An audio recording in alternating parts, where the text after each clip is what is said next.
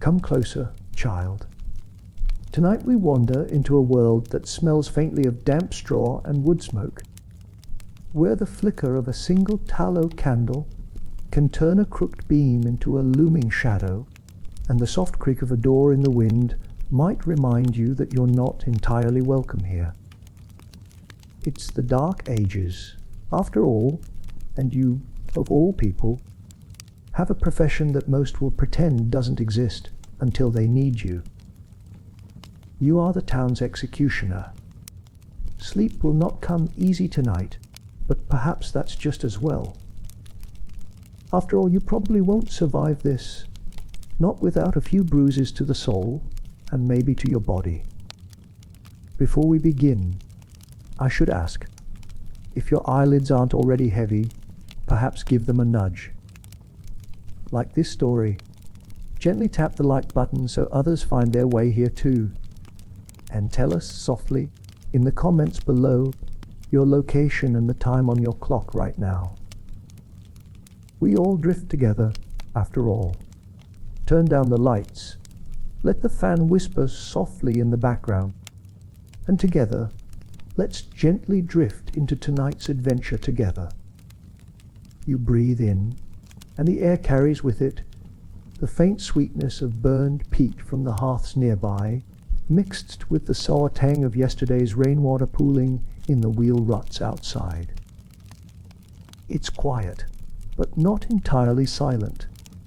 The distant howl of a dog reminds you that, while the villagers would rather forget your existence, they're never far enough away to truly let you live in peace. You're in your bed, if you can call it that, a wooden frame stuffed with straw that crackles every time you roll. The walls of your hut are thin, and the wind threads through the gaps like an uninvited guest, cold enough to sting your fingers when you pull your rough wool blanket tighter around your shoulders. They keep you at the edge of the village, not because they fear your strength or your temper. Both are fairly ordinary, but because they fear what you represent. Death, judgment, and the whisper that their own heads might one day meet your block. They pass you coins, yes, for every task, but they cross themselves as they do, as though they're tossing silver into a wishing well, and not into the hands that might someday close around their throat on orders from the bailiff. You notice it each time, though you pretend you don't. Outside, a crow croaks from the skeletal branch of a tree near your hut. It's a sound you've grown used to. Nature's way of clearing its throat before dawn. You rub your eyes, the rough pad of your thumb scraping over skin lined by too many sleepless nights, and you think about the day ahead. It isn't a day of executions, not yet. Those are rare enough that people try to make them spectacles. Today, your work is quieter, more mundane. Sharpening your axe, checking the integrity of your ropes, ensuring the wooden frame of the gallows doesn't creak so loudly it distracts the priest during his final words. The irony, of course, is that you aren't paid for this upkeep, not directly.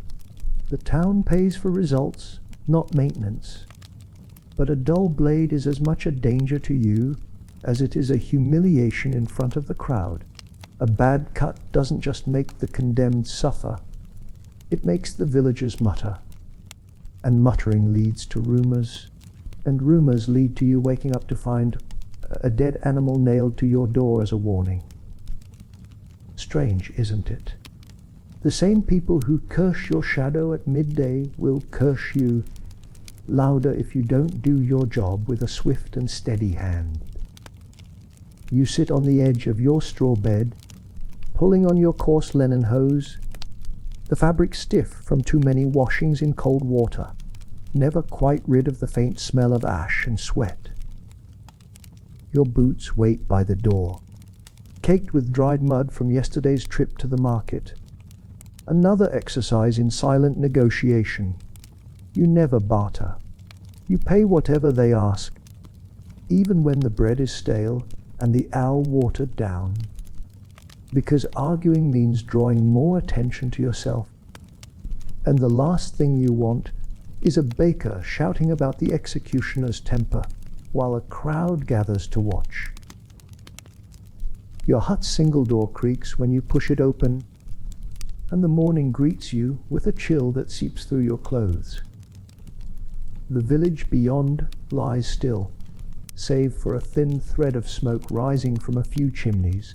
The air tastes of damp wood and the faint soreness of manure from the fields. You step out onto the path, your boots crunching on frost, stiffened soil. Even the earth feels reluctant to acknowledge your presence. Ahead, the main road curls toward the market square, where eventually life will stir. But here, at the fringe, the only sound is the gentle thump of your axe handle against your thigh as you walk, its weight as familiar as a hound at your side. A hound you can never pet, because it's just as likely to bite if you get too comfortable. As you walk, you recall the priest's words from last week, spoken to the bailiff, but loud enough for you to hear. He's necessary, but he brings a shadow. A curious thing to say about a man who spends more time sharpening wood and steel than swinging it. You smile faintly, the kind of smile no one sees, because you keep your hood drawn low. If they want you to be the shadow, so be it. At least shadows don't pay tax on sunlight. A pair of village boys watch you from behind a fence, their eyes wide and mouths shut.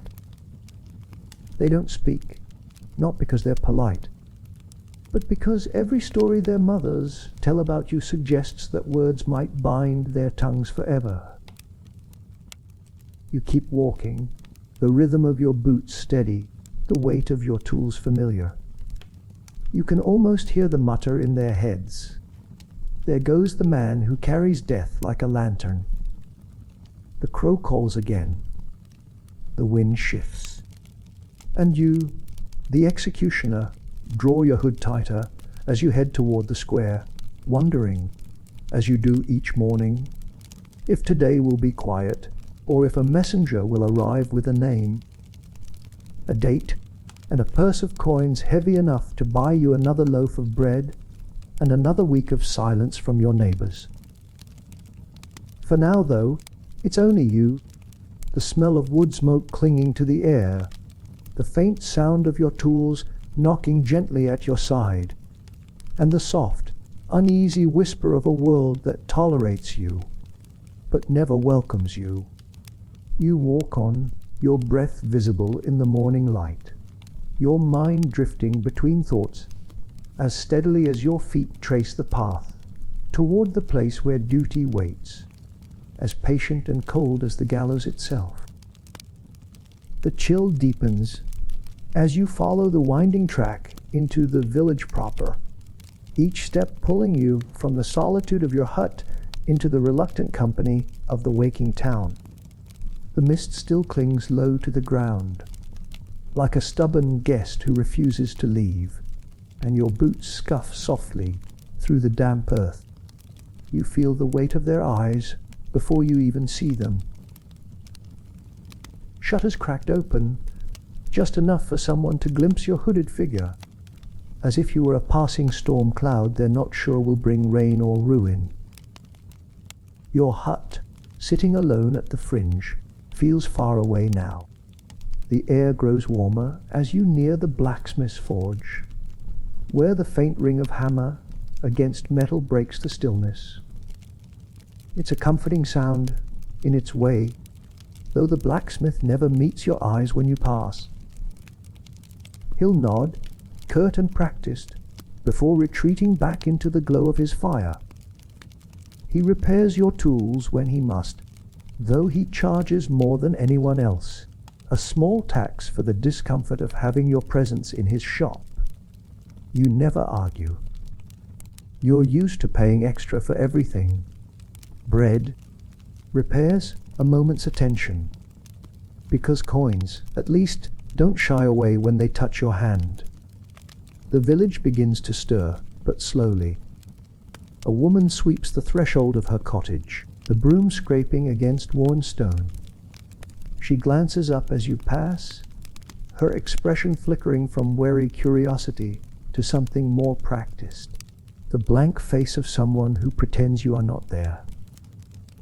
The broom slows, just slightly, as if she fears the sound of bristles might draw your gaze.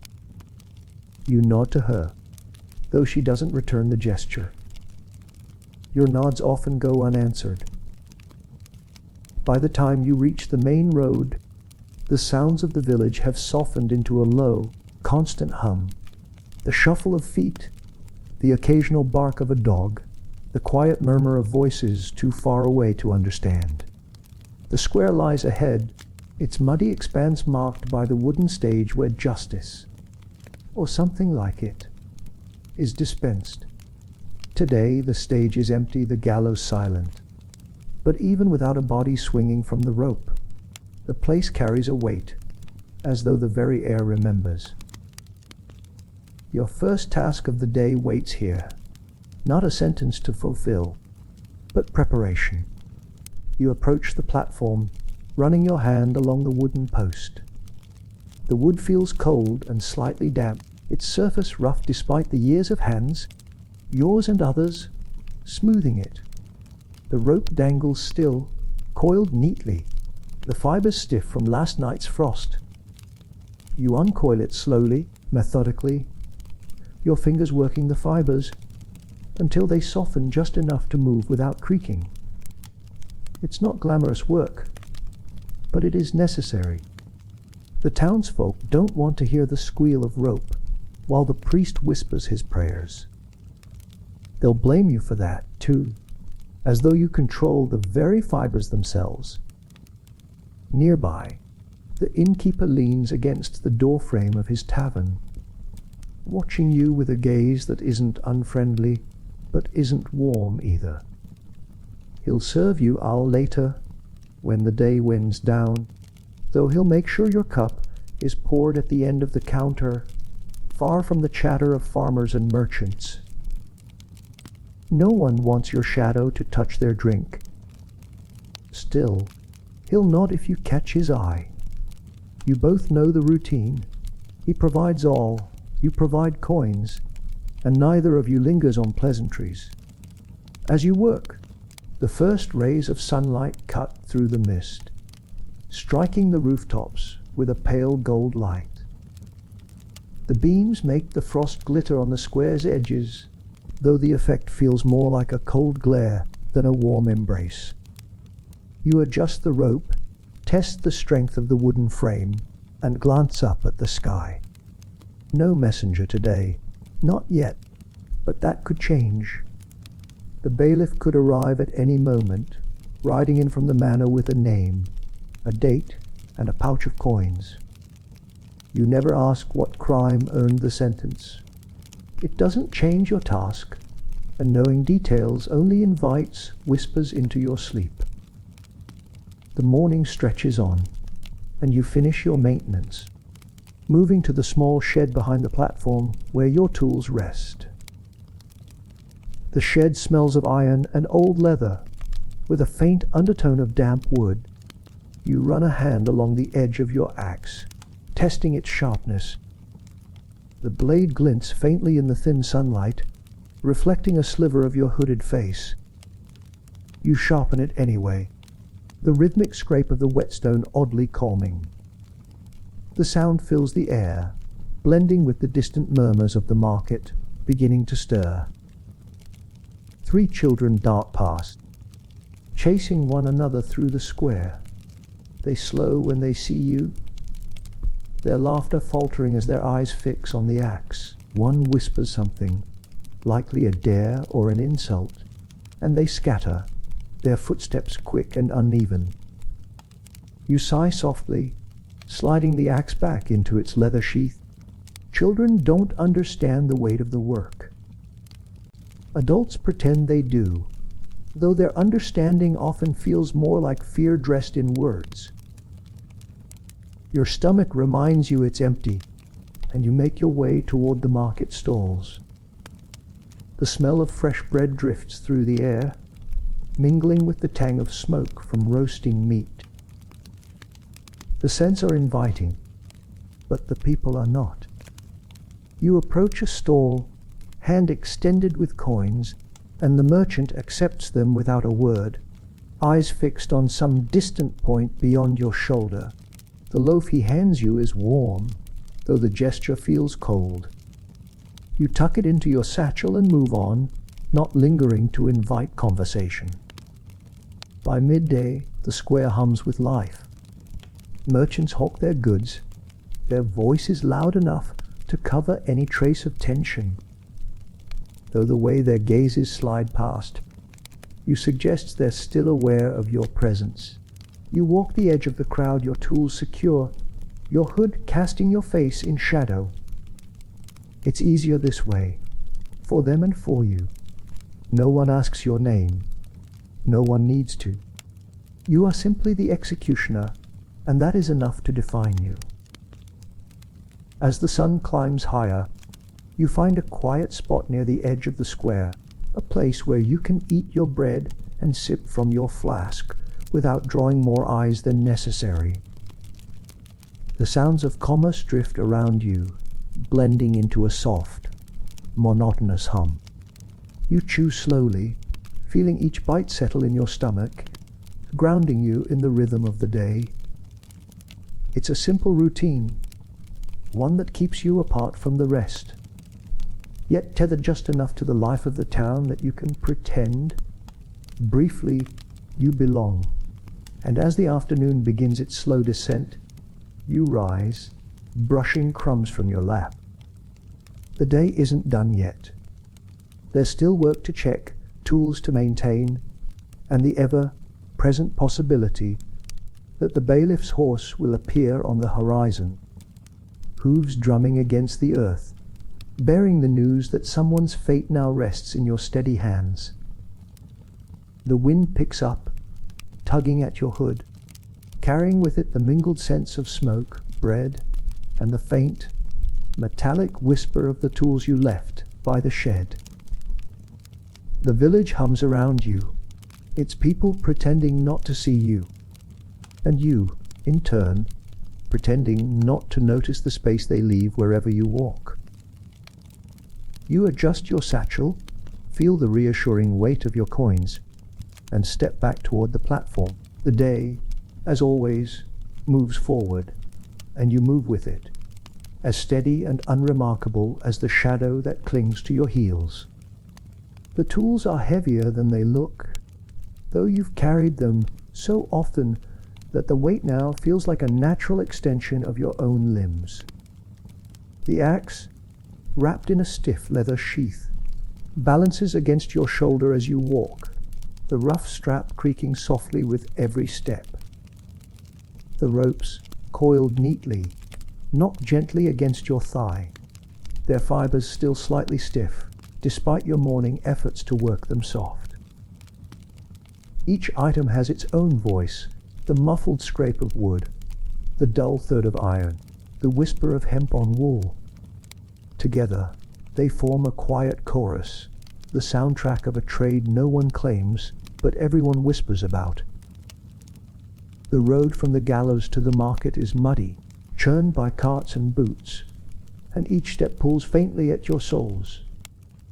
You find yourself walking carefully, not just because of the mud, but because the eyes are always there, behind shutters, behind hands that pretend to fix cloaks or adjust baskets, following the arc of your tools as though they might come alive and swing on their own.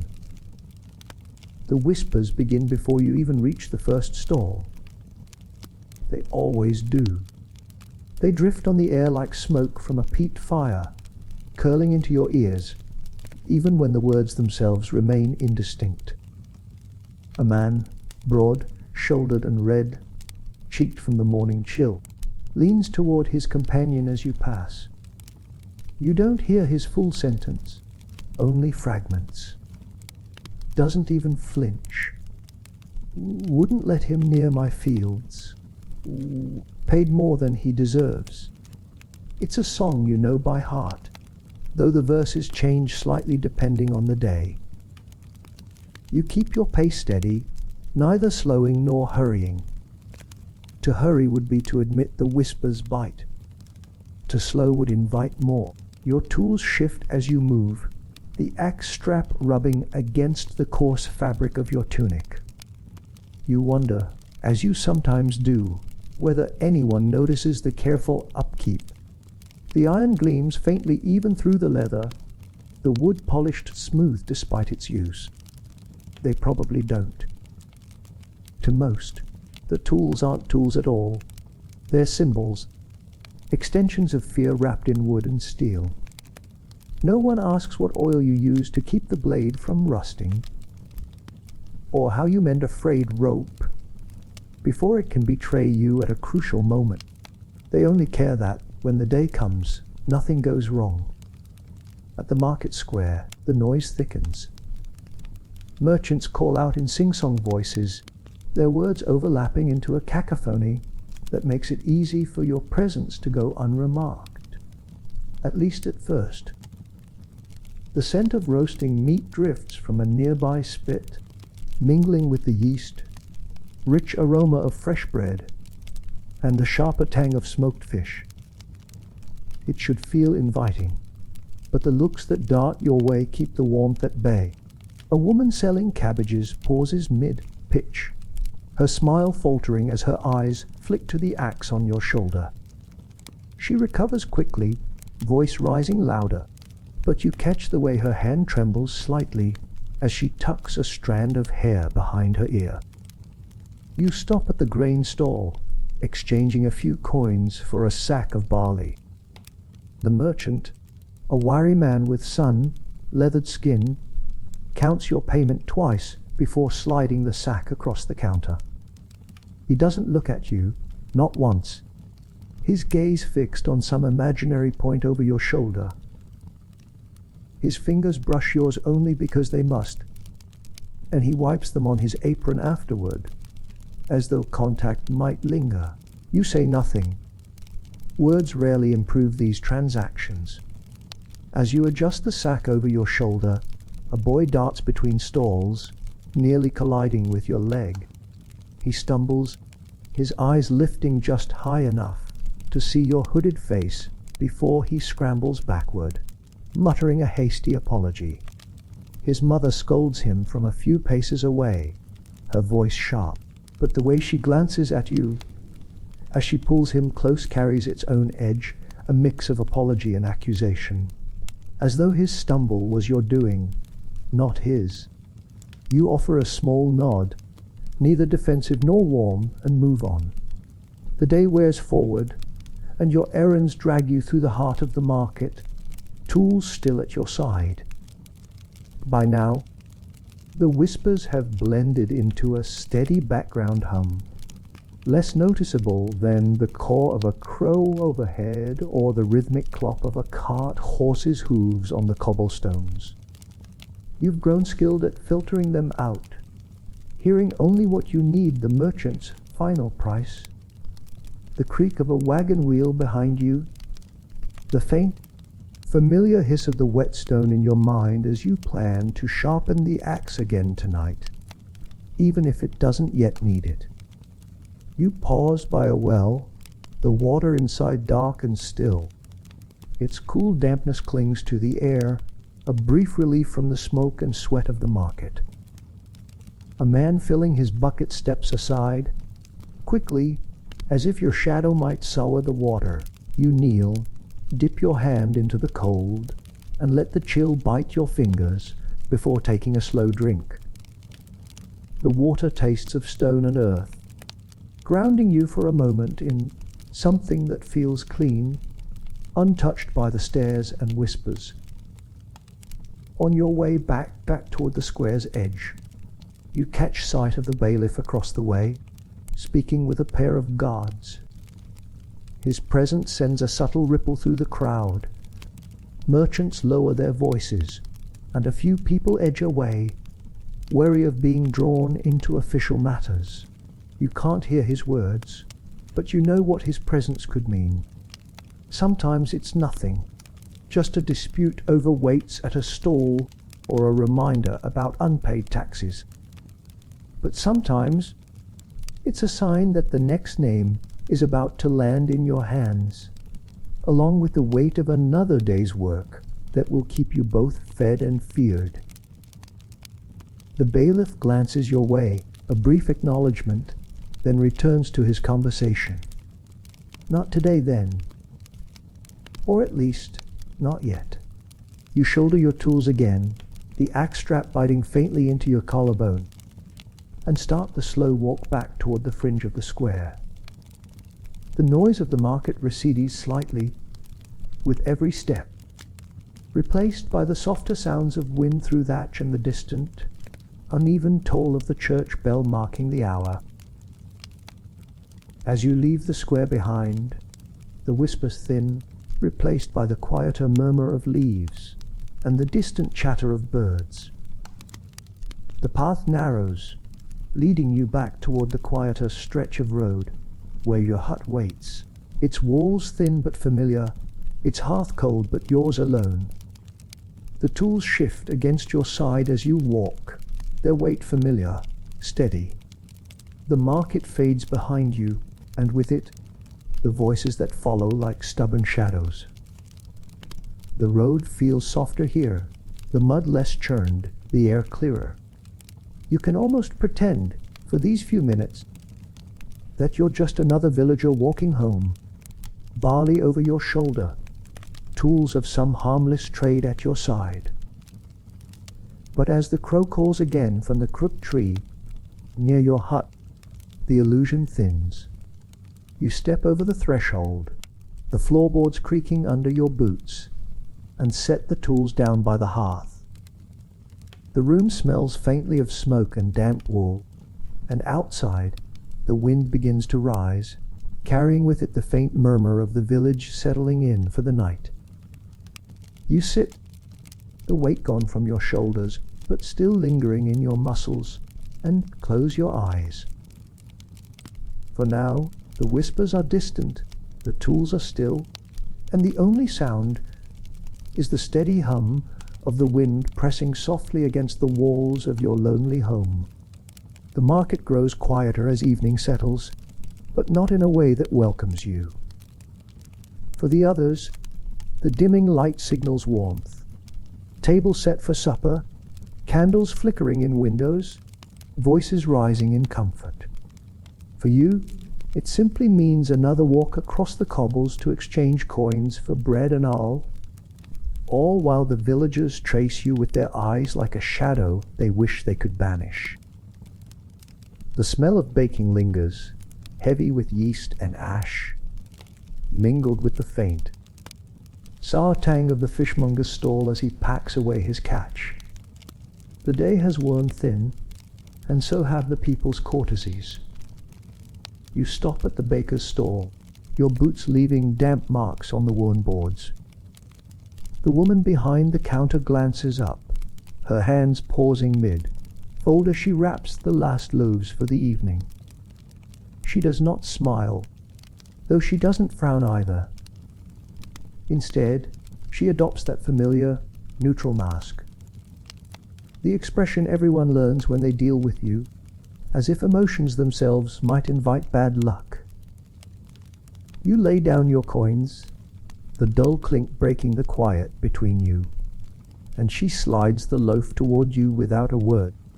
The bread is warm, its crust crackling faintly, but her fingers never brush yours.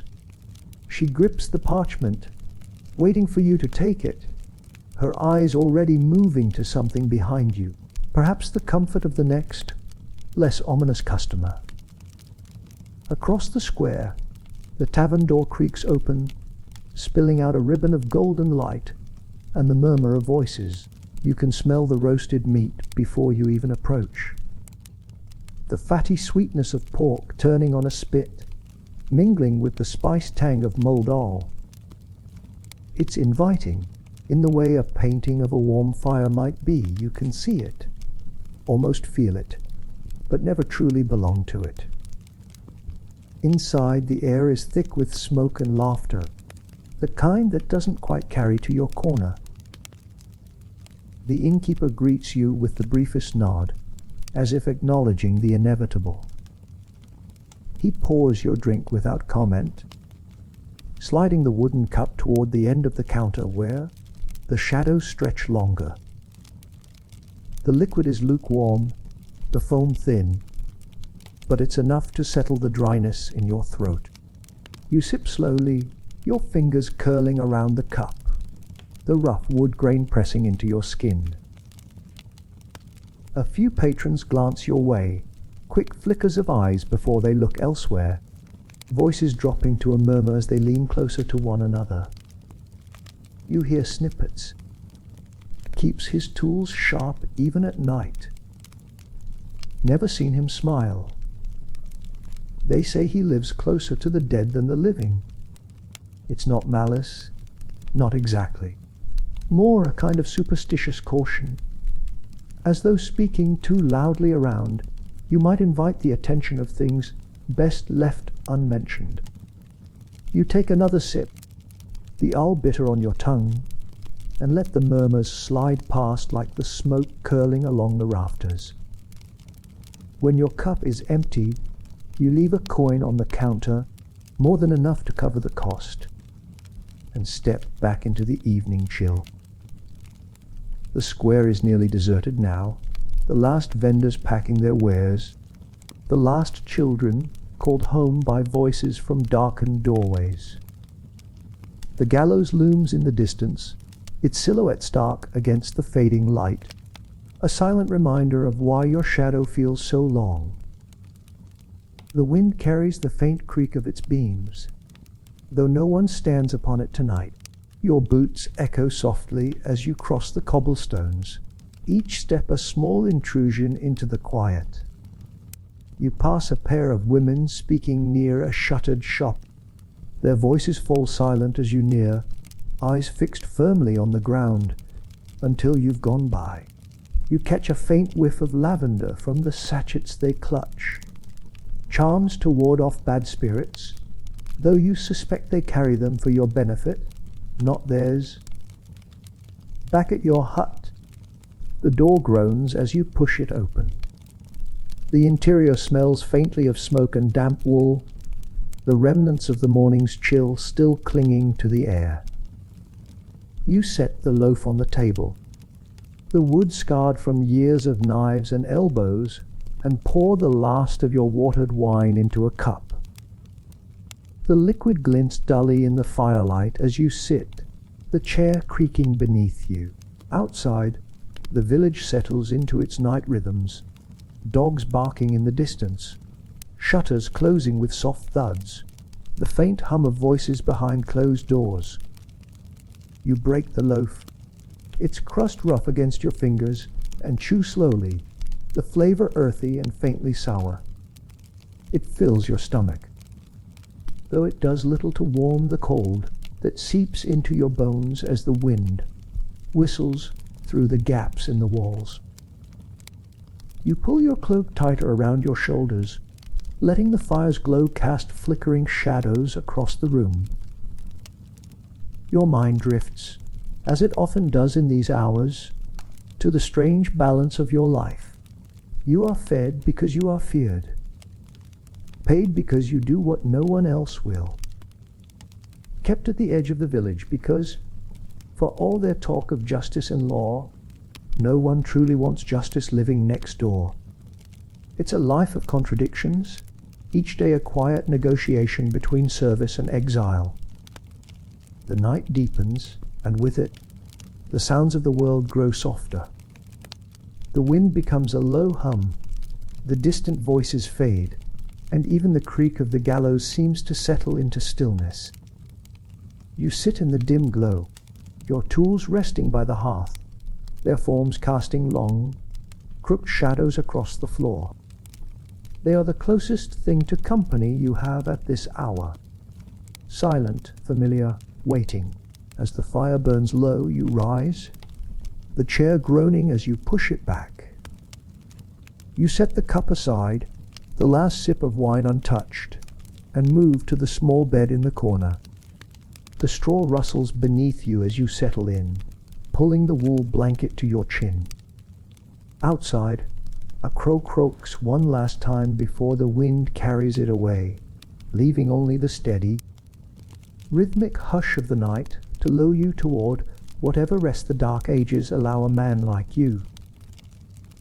And though you know that tomorrow will bring the same stares, the same whispers, the same uneasy space carved around you, wherever you walk, for now, the only thing that matters is the faint crackle of the dying fire and the soft breath of the wind slipping through the cracks, reminding you that even shadows are allowed to sleep.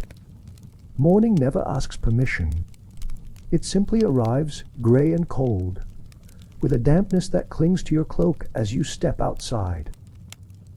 The clouds hang low, their bellies heavy with unshed rain, muting the world into a palette of ash and slate.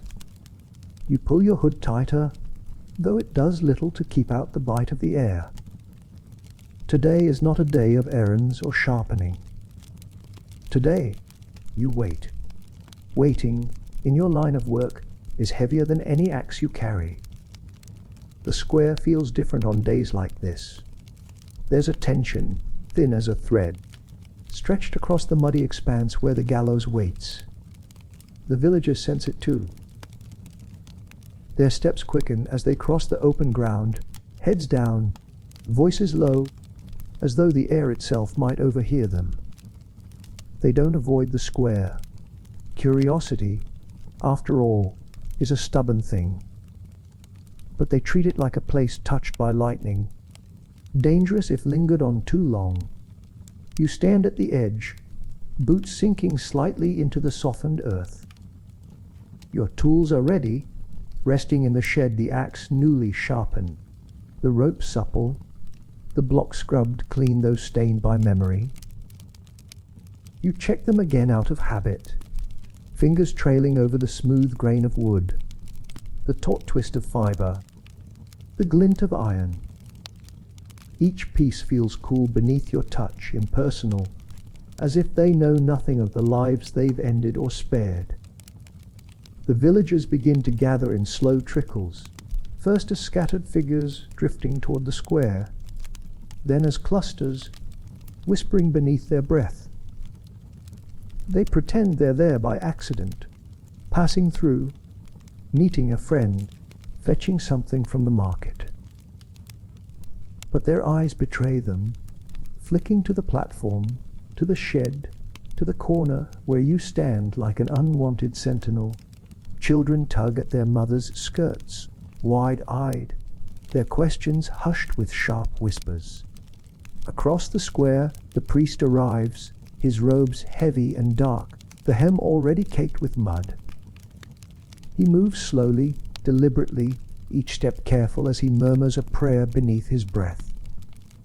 He doesn't meet your gaze, not yet. His role today is to tend to souls, not to nod at the man who handles bodies. Still, his presence shifts the air, adding another layer of solemnity to the already weighty morning. The bailiff is next, his boots loud on the wooden boards as he mounts the platform. He's all brisk efficiency, his eyes scanning the crowd before settling on you. A brief nod, nothing more, the kind of acknowledgement that says, "Your turn will come soon enough." He speaks to the guards, his words too low to carry, and they nod, adjusting their grips on their spears. The murmurs in the crowd swell and fade like a tide, each wave punctuated by a soft cough, a nervous shuffle, the distant bray of a mule tied at the market's edge. You wait. Waiting is half your trade. The condemned has not yet arrived, though the tension builds as if they're already here. You feel the weight of the crowd's eyes, not on your face, but on your hands, your tools, the very space you occupy. You are the necessary pause between judgment and finality, the breath everyone holds without realizing it. When the sound comes, it's unmistakable, the steady clop of hooves, the squeak of wagon wheels. The crowd shifts, a ripple of motion and whispers spreading outward as the cart rolls into view. The condemned stands in the back, hands bound, face pale beneath the hood drawn over their head. The guards flank the cart, their expressions fixed in the neutral masks of men who've learned not to think too deeply about their tasks. The cart halts near the platform, and the bailiff gestures. The condemned is helped down, stumbling slightly on stiff legs. The priest steps forward now, murmuring words of comfort that barely carry beyond the first row of spectators. You watch, not with detachment, but with a practiced stillness. This moment isn't yours yet. It belongs to the priest, to the murmurs, to the tightening knot of tension that pulls the crowd into near silence. The condemned kneels, head bowed, while the priest's voice lifts just enough to reach the assembled villagers. His words are soft, heavy with ritual, the kind of speech meant more for ears than for understanding. A few in the crowd bow their heads, murmuring prayers of their own, though their eyes flick up between phrases, drawn to the platform, the tools, the rope that sways gently in the morning breeze. You stand by the shed, hands resting on the axe handle, the wood smooth beneath your fingers. The moment stretches, the murmurs thinning into a quiet so deep you can hear the creak of the platform boards as the bailiff shifts his weight. The condemned whispers something, maybe a prayer, maybe a plea, but the wind swallows it before it can reach anyone's ears. And then, as always, the priest finishes. He closes his book, murmurs a final blessing, and steps back. All eyes, reluctant though they are, shift to you. This is the moment when your waiting ends and your work begins. You step forward, your boots heavy on the damp earth, each step sending a faint shiver through the crowd. They don't cheer, not yet. They don't boo either. They simply hold their breath, as though the very air might offend the solemnity of what's about to unfold. The condemned is brought to the block, their shoulders trembling beneath the weight of what's to come. You meet their gaze briefly. If they'll look at you, and in that moment, there's no hatred, no accusation, only the shared understanding that this is your role, and theirs, and neither of you can change it now. Your hands tighten on the axe, the handle firm and familiar, the weight of the blade balanced just so. The crowd exhales, not because it's over, but because the waiting is nearly done. Soon there will be whispers again, and stares, and the slow return to normalcy. But for now, in this breathless pause, you stand at the center of it all, steady as the post that holds the rope, silent as the clouds hanging heavy above the square. The murmurs begin again, low and uneven, like the wind threading through a broken fence. The priest's words are still fresh in the air, clinging like the faint tang of incense, but now the voices of the living reclaim the space.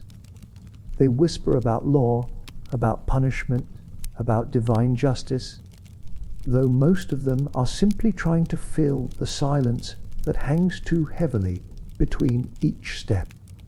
You can hear bits of it even as you keep your eyes fixed on the platform. God's will serves as a warning. Pray it isn't one of us next time.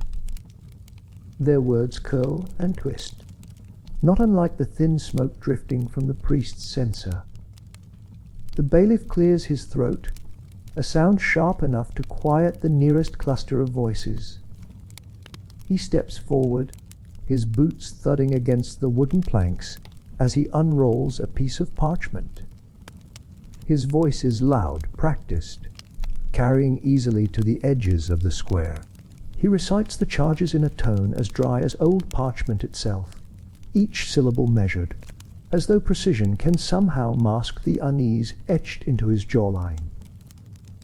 Theft, assault, sometimes worse, always painted in words that sound official, distant, like something from a ledger rather than a life. You know better than to dwell on the crimes. They're the bailiff's burden, not yours. Yours comes later. The priest stands to the side, murmuring another soft prayer. His voice blends with the whispers of the crowd, a gentle undercurrent beneath the bailiff's declarations. His words aren't for the villagers. They're for the condemned, though whether they're heard or even wanted is another question entirely. The condemned keeps their head low, shoulders trembling faintly beneath the weight of the onlookers' stares and the cold morning air. Superstition threads through the crowd like an invisible cord. You can see it in the way people clutch their tokens and charms. Wooden crosses, small pouches of herbs, worn coins rubbed smooth by anxious fingers. They mutter prayers, some to God, others to older things, whispered so quietly they dissolve before reaching anyone else's ears. One old woman spits softly on the ground. 3 times, a gesture meant to ward off misfortune, though whether she's protecting herself from the condemned or from you is hard to tell. It's a strange balance, this ritual. The priest speaks of mercy, of redemption, of souls carried upward, while the bailiff speaks of law and order, his voice sharp as the crack of a whip. And you, standing with your hands resting on the tools by the shed, are the hinge between those worlds, the quiet figure who turns their words into something final, something that can't be undone. You don't interrupt. You don't speak. You simply wait for your moment. The silent certainty that keeps the ritual from unraveling. A gust of wind sweeps through the square, carrying with it the mingled sense of damp earth, smoke, and the faintly metallic tang of the tools at your side. The rope creaks softly where it hangs, swaying like a pendulum marking time. The murmurs swell again as bailiff rolls up the parchment and steps aside, his role for the moment complete.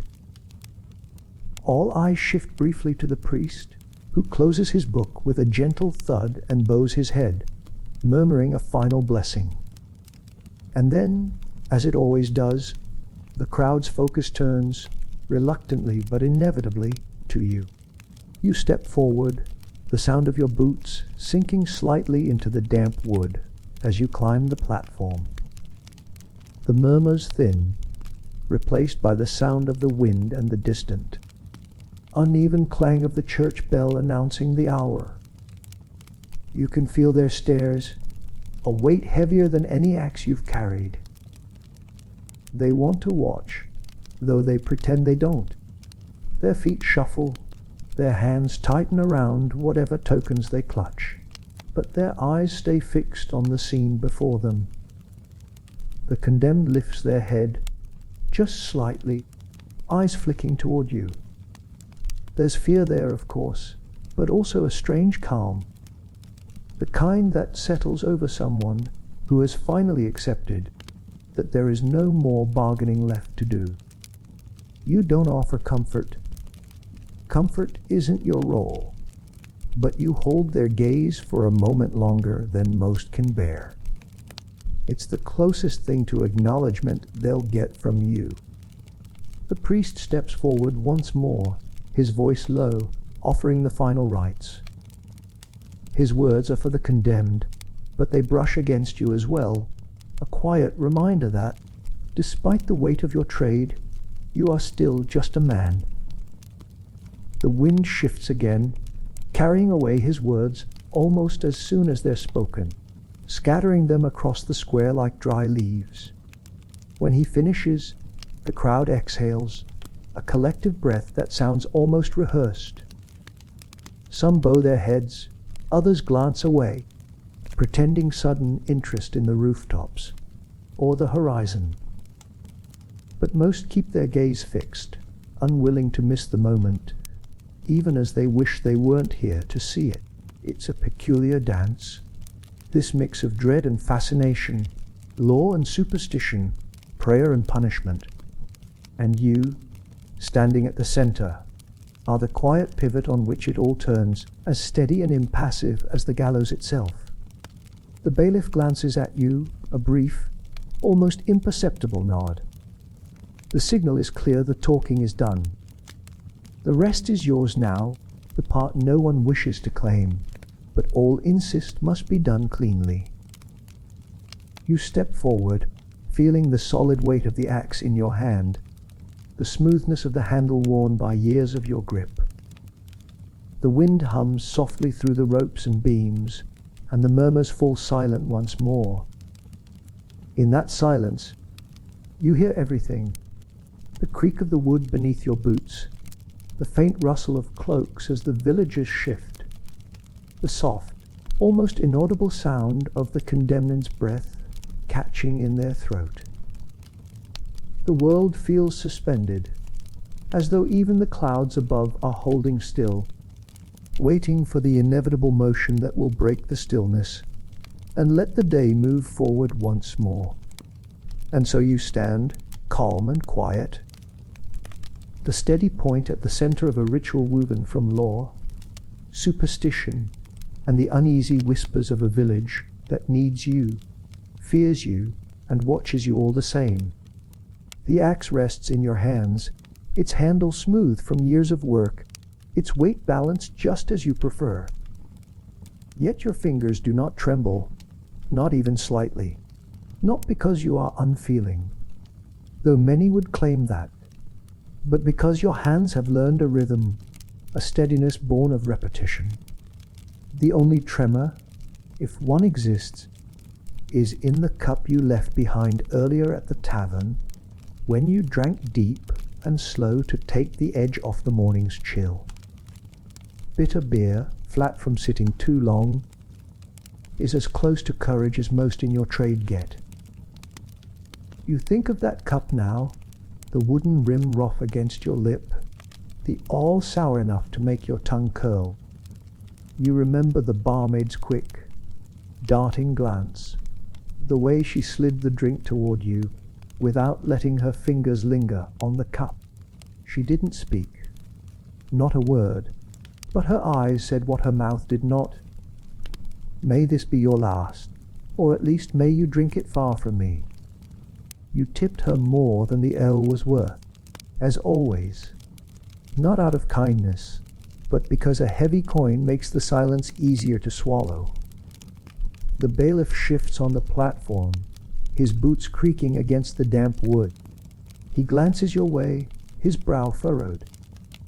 Not from doubt, but from the shared understanding that this moment must be seamless. The crowd won't forgive hesitation. They won't forgive a slip. They'll whisper louder, their voices curling into the rafters of the tavern tonight, muttering about the executioner's failing hand, about omens and curses, about whether the next swing will be true. A soft laugh escapes you, not loud enough for anyone to hear, just a breath of amusement at the thought. They want you to be as human as they are, prone to nerves, to failure, yet they also demand precision beyond mortal measure. You finish the cup to steady yourself, and they'll whisper you're a drunk.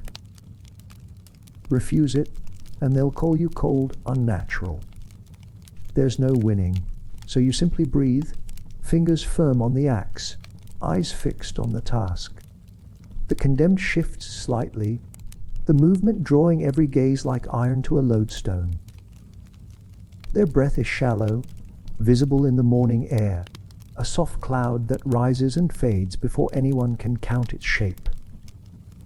You step closer, the boards beneath your boots giving a faint groan. The sound cuts through the murmurs, pulling them taut until even the children fall silent. There is a rhythm to this, an unspoken sequence of sounds and pauses that leads everyone toward the inevitable end.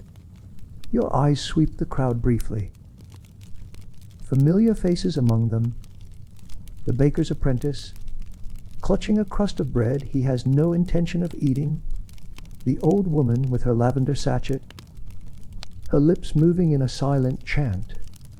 The two boys from earlier, their knuckles white as they grip the fence rail, both pretending they aren't afraid, but holding their breath all the same. The innkeeper stands near the back, arms crossed, his expression unreadable, though you suspect he's already tallying how many cups of all this morning's work will sell by nightfall.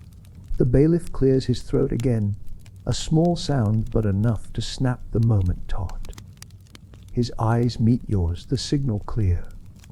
The murmurs flatten into a single, heavy silence, broken only by the faint whistle of the wind through the gallows beam.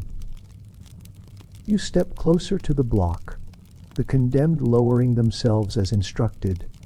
The priest murmurs the final blessing, his words soft, nearly lost beneath the shallow rhythm of breaths. Yours, the crowd's, the condemned's.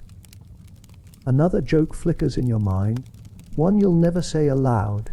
How this hush, this perfect stillness, could almost lull a man to sleep, if not for the fact that every eye in the square is wide and fixed.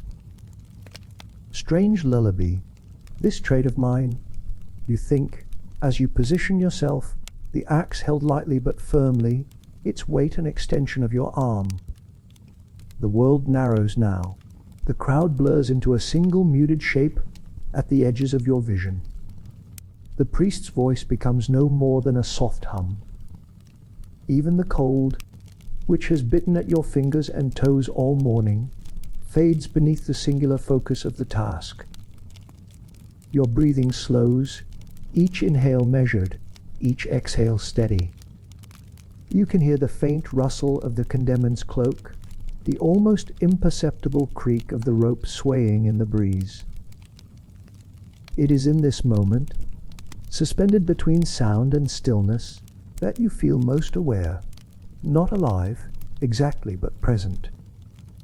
The waiting is done, the whispers are silent, and for a few fleeting heartbeats, the world exists only as the rise and fall of your breath, and the sure weight of the axe in your hands. When it ends, it will end cleanly.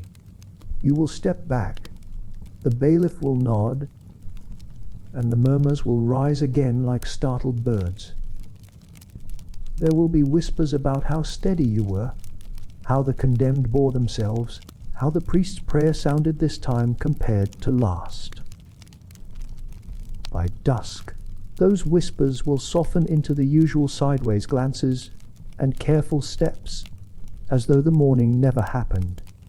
But for now, standing in the center of the platform, your fingers curled around the familiar grip, the wind humming through the rope, and the entire square holding its collective breath, you feel the peculiar calm that comes with your trade.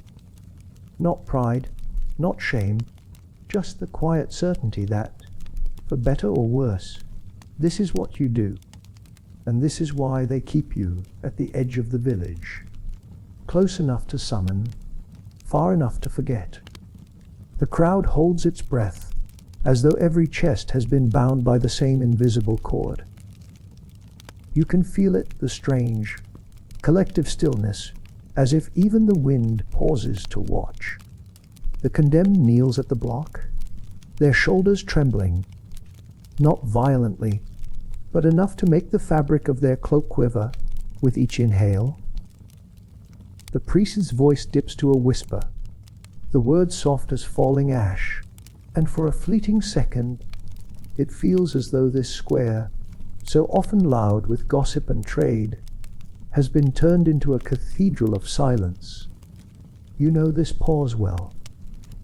It's the moment that stretches longer than it should, a space between rituals where time feels unsure of itself. You've stood in it enough times to recognize its weight. It presses against your chest, though not as fear, not anymore.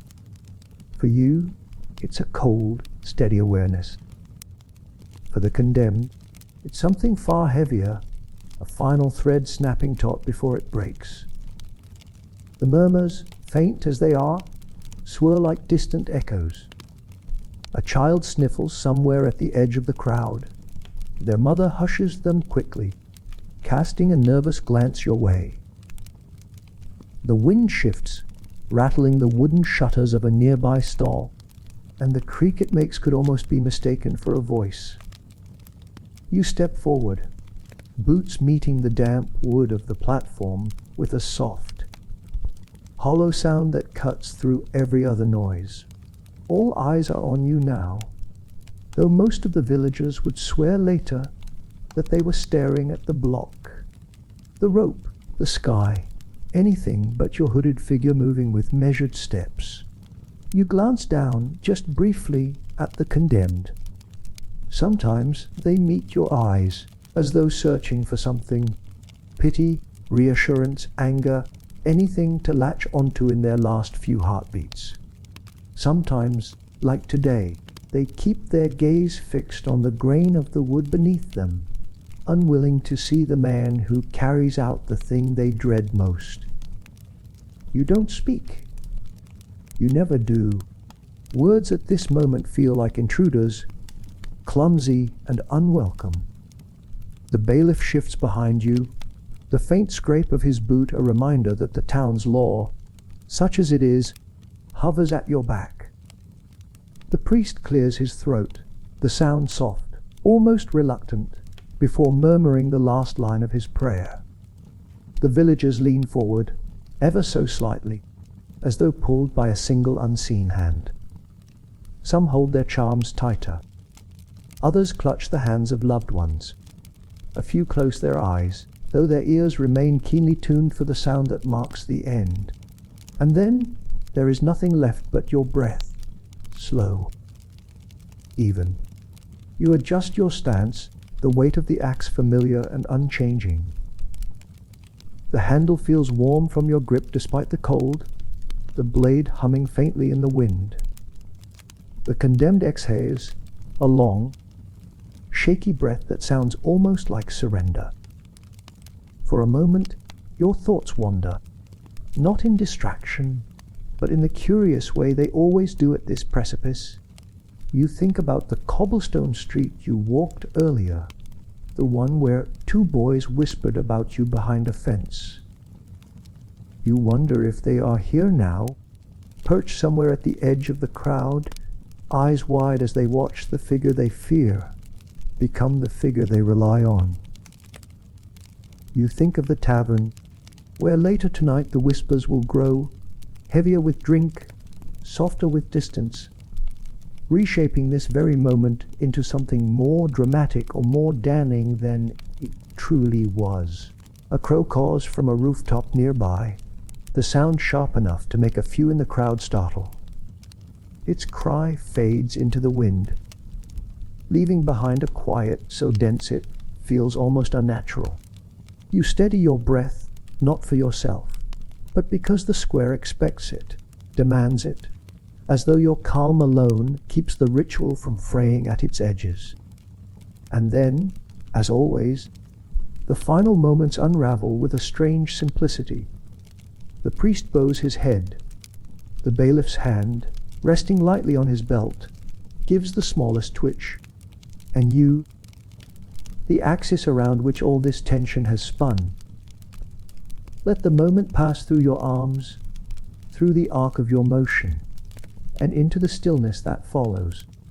The sound, the one everyone braces for, the one they'll remember tonight when they recount this day, is brief, swallowed almost instantly by the collective intake of breath that follows.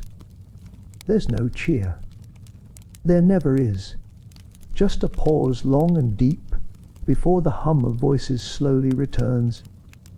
Hesitant at first, then growing as the villagers convince themselves that the worst of the morning has passed.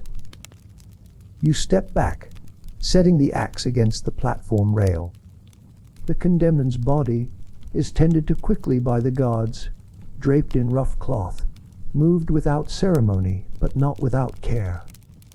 The priest murmurs another blessing, his voice nearly drowned by the crowd's growing chatter. A few people make the sign of the cross. Others spit softly to ward off ill fortune, and some, the bolder ones, whisper to each other, as though the execution was nothing more than another market day curiosity. Through it all, you remain still. Your role is not to speak, not to explain, not to linger beyond what is necessary. You wipe your hands slowly on a cloth, the fibers rough against your calloused palms. The wind gusts again, carrying with it the faint smell of smoke from a distant hearth, and the sharper tang of iron that always seems to linger no matter how thoroughly you clean your tools. The bailiff catches your eye, another curt nod. The unspoken dismissal that means your part, for now, is done. The villagers don't cheer you. They don't thank you. They don't even look directly at you as you descend from the platform. Instead, they edge aside, creating a narrow path through which you walk, your boots soft against the churned earth. The whispers begin again, low and layered, following you all the way to the edge of the square.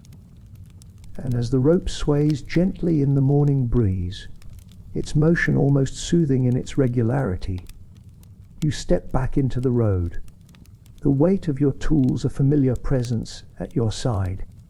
The murmurs fade behind you, replaced by the soft rhythm of your own footsteps, and the distant call of the same crow that watched the whole thing unfold from its perch above. The morning feels colder now, but also quieter, as though the world, having held its breath, can finally exhale again. The square exhales all at once, as though the entire village had been holding its lungs hostage during the ritual. It begins as a hush, heavy and damp, then unravels into noise. First a murmur, then a low tide of voices rising like distant surf. People shift their feet, clear their throats, and whisper things they swore they'd never say aloud. It's as predictable as the dawn after a storm. The guards are the first to move. They lift the shrouded form of the condemned onto the cart with the slow efficiency of men who have done this too many times to be shaken by it. The priest trails behind, his hands clasped around his book, lips moving silently as he murmurs one last prayer, perhaps more for the living than the dead. The bailiff, parchment tucked beneath his arm, scans the dispersing crowd, his gaze sharp and detached, as if ensuring no one has the audacity to find celebration in what just passed. The villagers begin to peel away in clusters, like flocks of uneasy birds. A few glance back toward the platform, their eyes flicking to the rope swaying gently in the breeze, to the dark stain spreading on the wood despite the morning's chill, and finally to you. Those glances don't linger. They never do. They're quick, sidelong looks, as if acknowledging your presence. Too long might invite some lingering curse. You remain still for a while, leaning lightly on the axe as the noise swells and recedes. It's a strange thing, this moment after. The square, so taut with silence only minutes ago, now feels restless, bustling with a nervous energy as people chatter about anything but the reason they came. The baker's apprentice laughs a little too loudly at some offhand joke, his voice cracking. A group of older men discuss the weather, as though the clouds hanging low and dark weren't there the whole time. The old woman with her lavender sachet spits once more, for good measure, and slips away down a side street without looking back. The whispers, though softer now, still reach you. They always do. Clean work, at least. Didn't flinch once. I heard he drinks before, just to steady himself. These aren't accusations, not exactly.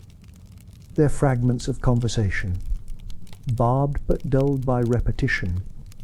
The same things people have muttered after every morning like this one.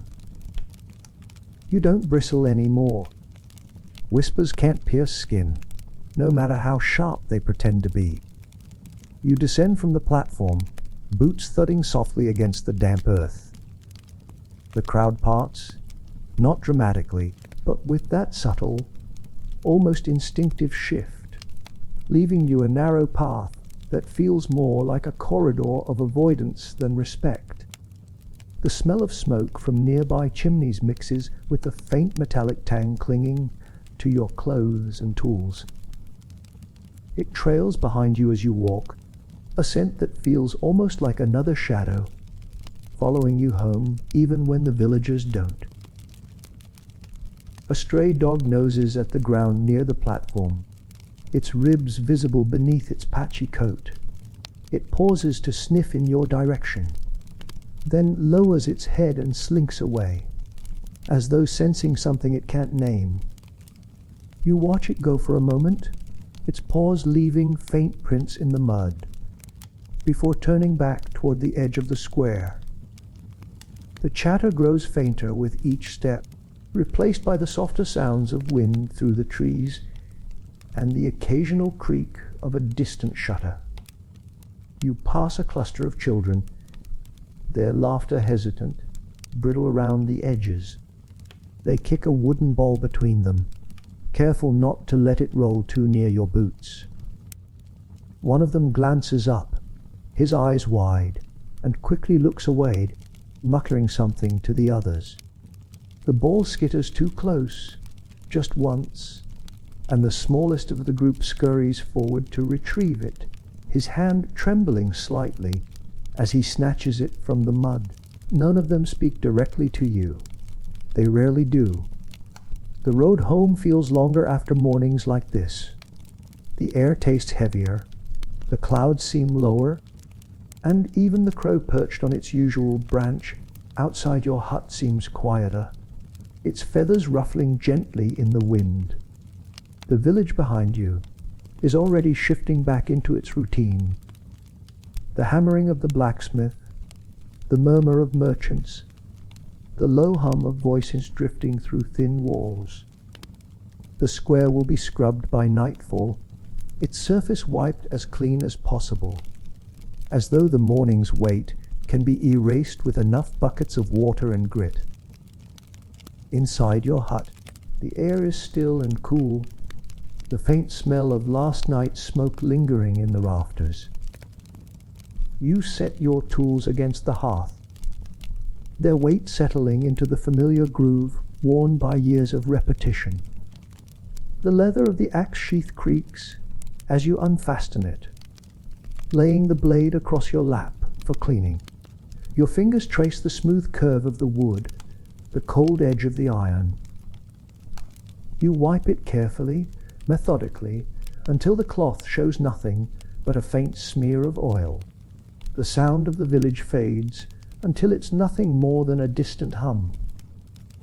You can hear your own breath, steady and quiet, and the soft crackle of the fire as you coax it back to life. The warmth spreads slowly, though it never quite seeps deep enough to chase away the chill mornings like this leave in your bones.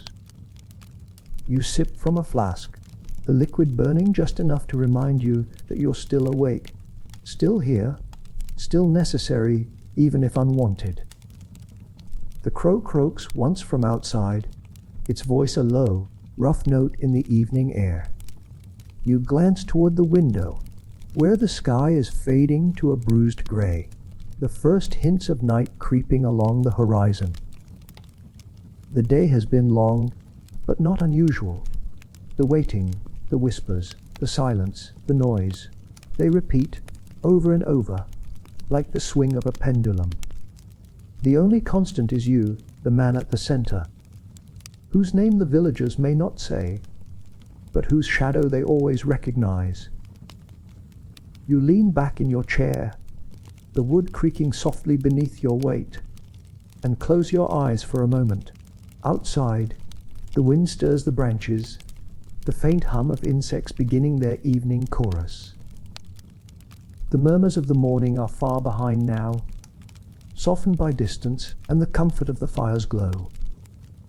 Tomorrow, the whispers will start again, as they always do, but for tonight, the only sound that matters is the quiet rhythm of your breath and the soft crackle of the flames. The road home carries you away from the murmurs, but not from the weight they leave behind. The cobblestones glisten faintly with the last remnants of the morning's drizzle, reflecting shards of grey light that flicker like embers under your boots. The village shrinks behind you, its noise fading into the soft hum of the wind. Ahead lies the stretch of uneven alleys and narrow lanes you know too well, winding toward the outskirts where your hut leans into the earth like a weary traveler. Every shutter you pass is closed, though you know eyes are behind many of them. Curtains shift just enough for glimpses, a sliver of a child's cheek pressed to the glass, a glint of a housewife's brooch as she pulls fabric aside to steal a look, a flicker of candlelight as someone leans closer to ensure you've really gone by. They're not watching with hate, not exactly. It's a mix of fear, curiosity, and the peculiar fascination people feel toward those they claim to despise. A stray dog pads across your path, its fur damp and mottled, its tail tucked low as it sniffs the cobblestones, where puddles still ripple from your steps. It glances at you once, eyes pale and glinting, before skittering into the shadows between two crumbling walls. You watch it disappear, the faint click of its nails fading as it vanishes into some dark corner of the alley. The smell of the day still lingers on you, smoke from the hearths, damp earth, and that faint metallic tang that refuses to wash away, no matter how many buckets of water you use. It clings to your cloak, your gloves, the fibers of your tunic. Even the crow, perched as usual on the skeletal tree near your hut, cocks its head when you arrive, as though it can sense it too. You push open your door, the hinges protesting softly, and step inside. The hut greets you with the familiar creak of the floorboards and the cool scent of ash left from the morning fire. Your tools find their resting place by the hearth, lean neatly against the wall, their shapes casting long shadows that stretch and sway in the glow of the rekindled flames. The rope, freshly coiled, rests atop the small chest where you keep oil and cloth, its fibers darkened slightly by the mist it absorbed during the day. You lower yourself into the chair by the fire, the wood groaning beneath your weight. For a while you simply sit, watching the flames curl and snap, their light dancing along the rough beams above. The warmth begins to seep into your bones, but it's a slow, patient warmth, as if testing whether it's truly welcome after the chill of the square. You unfasten your cloak, draping it over the back of the chair, and flex your fingers, still stiff from gripping the axe for so long. The village beyond your door hums softly. You can hear it through the cracks in the walls. The muted conversation of neighbors 2 doors down, the soft lull of a lullaby drifting from a distant window, the faint bark of a dog somewhere near the market square. These sounds, ordinary and unremarkable, mark a world that moves on without you, one where bread is broken over tables and laughter comes freely. They never carry to your door, not really. They hover just far enough away to remind you that you live on the edge, close enough to hear, but never to join. Sometimes, when the fire burns low, and the wind hums through the rafters, you catch yourself thinking of those streets you walked earlier. The two women clutching lavender sachets, their whispers curling like smoke as they avoided your gaze. The boys kicking their wooden ball, their laughter brittle, their fear plain even behind feigned bravado. The old woman who spat 3 times, muttering under her breath. They'll all be asleep soon, wrapped in their beds, their dreams untroubled save for the fleeting shadow of your hood passing through their memories. You take a slow sip from your flask, the liquid warm as it slides down your throat. The heat pools in your chest, spreading outward in waves that dull the edge of the day. Outside, the wind shifts, rattling the loose shutters of your neighbors' homes. And the crow croaks once. It's called deep and rough. You glance toward the window, where the tree's branches sway, their silhouettes twisting like bony fingers in the dim moonlight. Your thoughts drift, not toward the morning's work. Those thoughts rarely come uninvited, but toward the steady march of the days. The rhythm of it all, the whispers, the waiting, the weight of your tools, the long walks home past shuttered windows and skittish dogs. It's a routine, and in its way, a comfort. Each part of it fits neatly into the next, predictable as the swing of a pendulum, as constant as the crow that watches your roof. The fire pops softly, a spark leaping into the air before fading into the dimness. You stretch your legs, the floorboards cool against your heels, and close your eyes.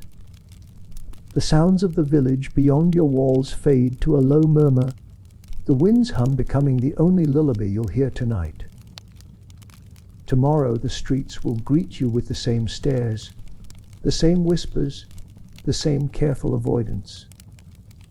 But for now, in the dim glow of the fire and the gentle creak of your chair, the world is still, and the only weight left is the steady rise and fall of your own breath. Evenings, when the work is done and the square is scrubbed of its stains, carry a scent all their own. The air thickens with smoke from hearths, drifting lazily along the alleys, mingling with the richer, fattier tang of tallow candles burning inside shuttered windows. You walk past those windows sometimes, and the smell drifts out. Animal fat, heated and softened into the air, faintly sweet but cloying when it lingers too long. It clings to everything, that smell, settling in the wool of cloaks and the fibers of tunics, as stubborn as the whispers that trail you wherever you go. Ale and beer, always slightly sour, always faintly metallic from the barrels they're kept in, leave their trace as well. Taverns spill it into the night air, as they empty sloshed cups onto the cobbles, the liquid mixing with rainwater and the faint, iron-tinged memory that no amount of scrubbing seems to erase from the square. The mixture of scents, smoke, tallow, oil, and that quiet whisper of iron, hangs heavy, a perfume no one would name but everyone knows. You've grown so accustomed to it that when you close your eyes, you can map the entire village by scent alone. The sharper tang of the blacksmith's forge near the market, the yeasty warmth of the baker's chimney, the soft, spiced exhale of the tavern. It is a constant, this cocktail of smells, as steady as the crow's evening croak outside your hut. Even when you scrub your cloak, beating it against the river stones until your knuckles sting, and the fabric turns your palms raw, the blend remains. It clings not just to you, but to your tools, your chair, even the wooden boards beneath your feet. The scent is not unpleasant, not entirely. It's just present. A reminder that no matter how far you stand from the square when dusk falls, the day follows you home. You set a small pot near your hearth, the water inside already rippling with the low bubble of heat. The steam carries the faint scent of dried herbs, thyme and a pinch of sage, enough to mask the taste of the boiled grains you'll eat tonight. The smell is earthy, comforting in a way, though not enough to drown out the lingering aromas of the world outside. You drop the barley in, listening to the soft hiss as the grains meet the water, and sit back, rubbing your hands together against the chill. Outside, the wind shifts, rattling the door just slightly on its hinges. The village beyond is alive but hushed, the muffled thump of boots on cobbles as someone hurries home. The muted laughter from a tavern 3 streets over. The distant creak of a cart's wheel as it rolls over uneven stones. These sounds reach your hut like ghosts, soft, thinned by distance, reminders of a life that hums around you but rarely within your walls. The smells of the evening mingle with memory. You recall the market just before dusk, the way the tavern door spilled that wave of roasted pork and sour ale into the street, the faint char of overcooked onions from a nearby stall. You remember, too, the acrid sting of the tallow candles lined along the inn's counter, their smoke curling into your nostrils as you sip from a wooden cup, every swallow a reminder that you weren't drinking for company, but simply to warm your insides enough to make the walk home tolerable. Some nights, you imagine what it might be to breathe something different, the clean, bracing air of the open hills beyond the village, the salt tang of the sea you've never seen but sometimes dream of. These are idle thoughts, of course. Your work binds you here, as tightly as the rope you tend, and the scents of the village are part of that bond. They are the fabric of the world you inhabit, whether the villagers like your shadow or not. The pot begins to boil in earnest, the rising steam clouding the air with the soft, greenish note of herbs. You stir it slowly, the wooden spoon scraping against the sides with a faint, rhythmic sound. The grains thicken, releasing their own muted aroma, simple, hearty, unremarkable. It will fill your stomach, but not your thoughts.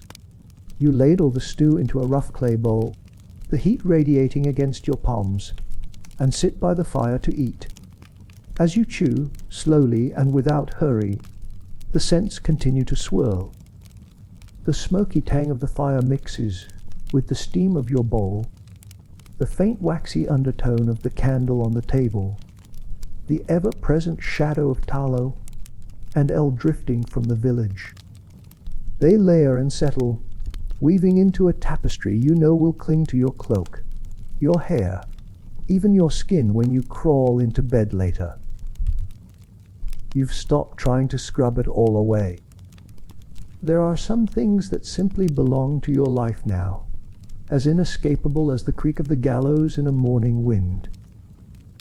By the time the bowl is empty, the pot scraped clean, and the fire burned low enough that only embers remain, the scents have dulled into a background hum, no sharper than the steady hiss of the wind outside.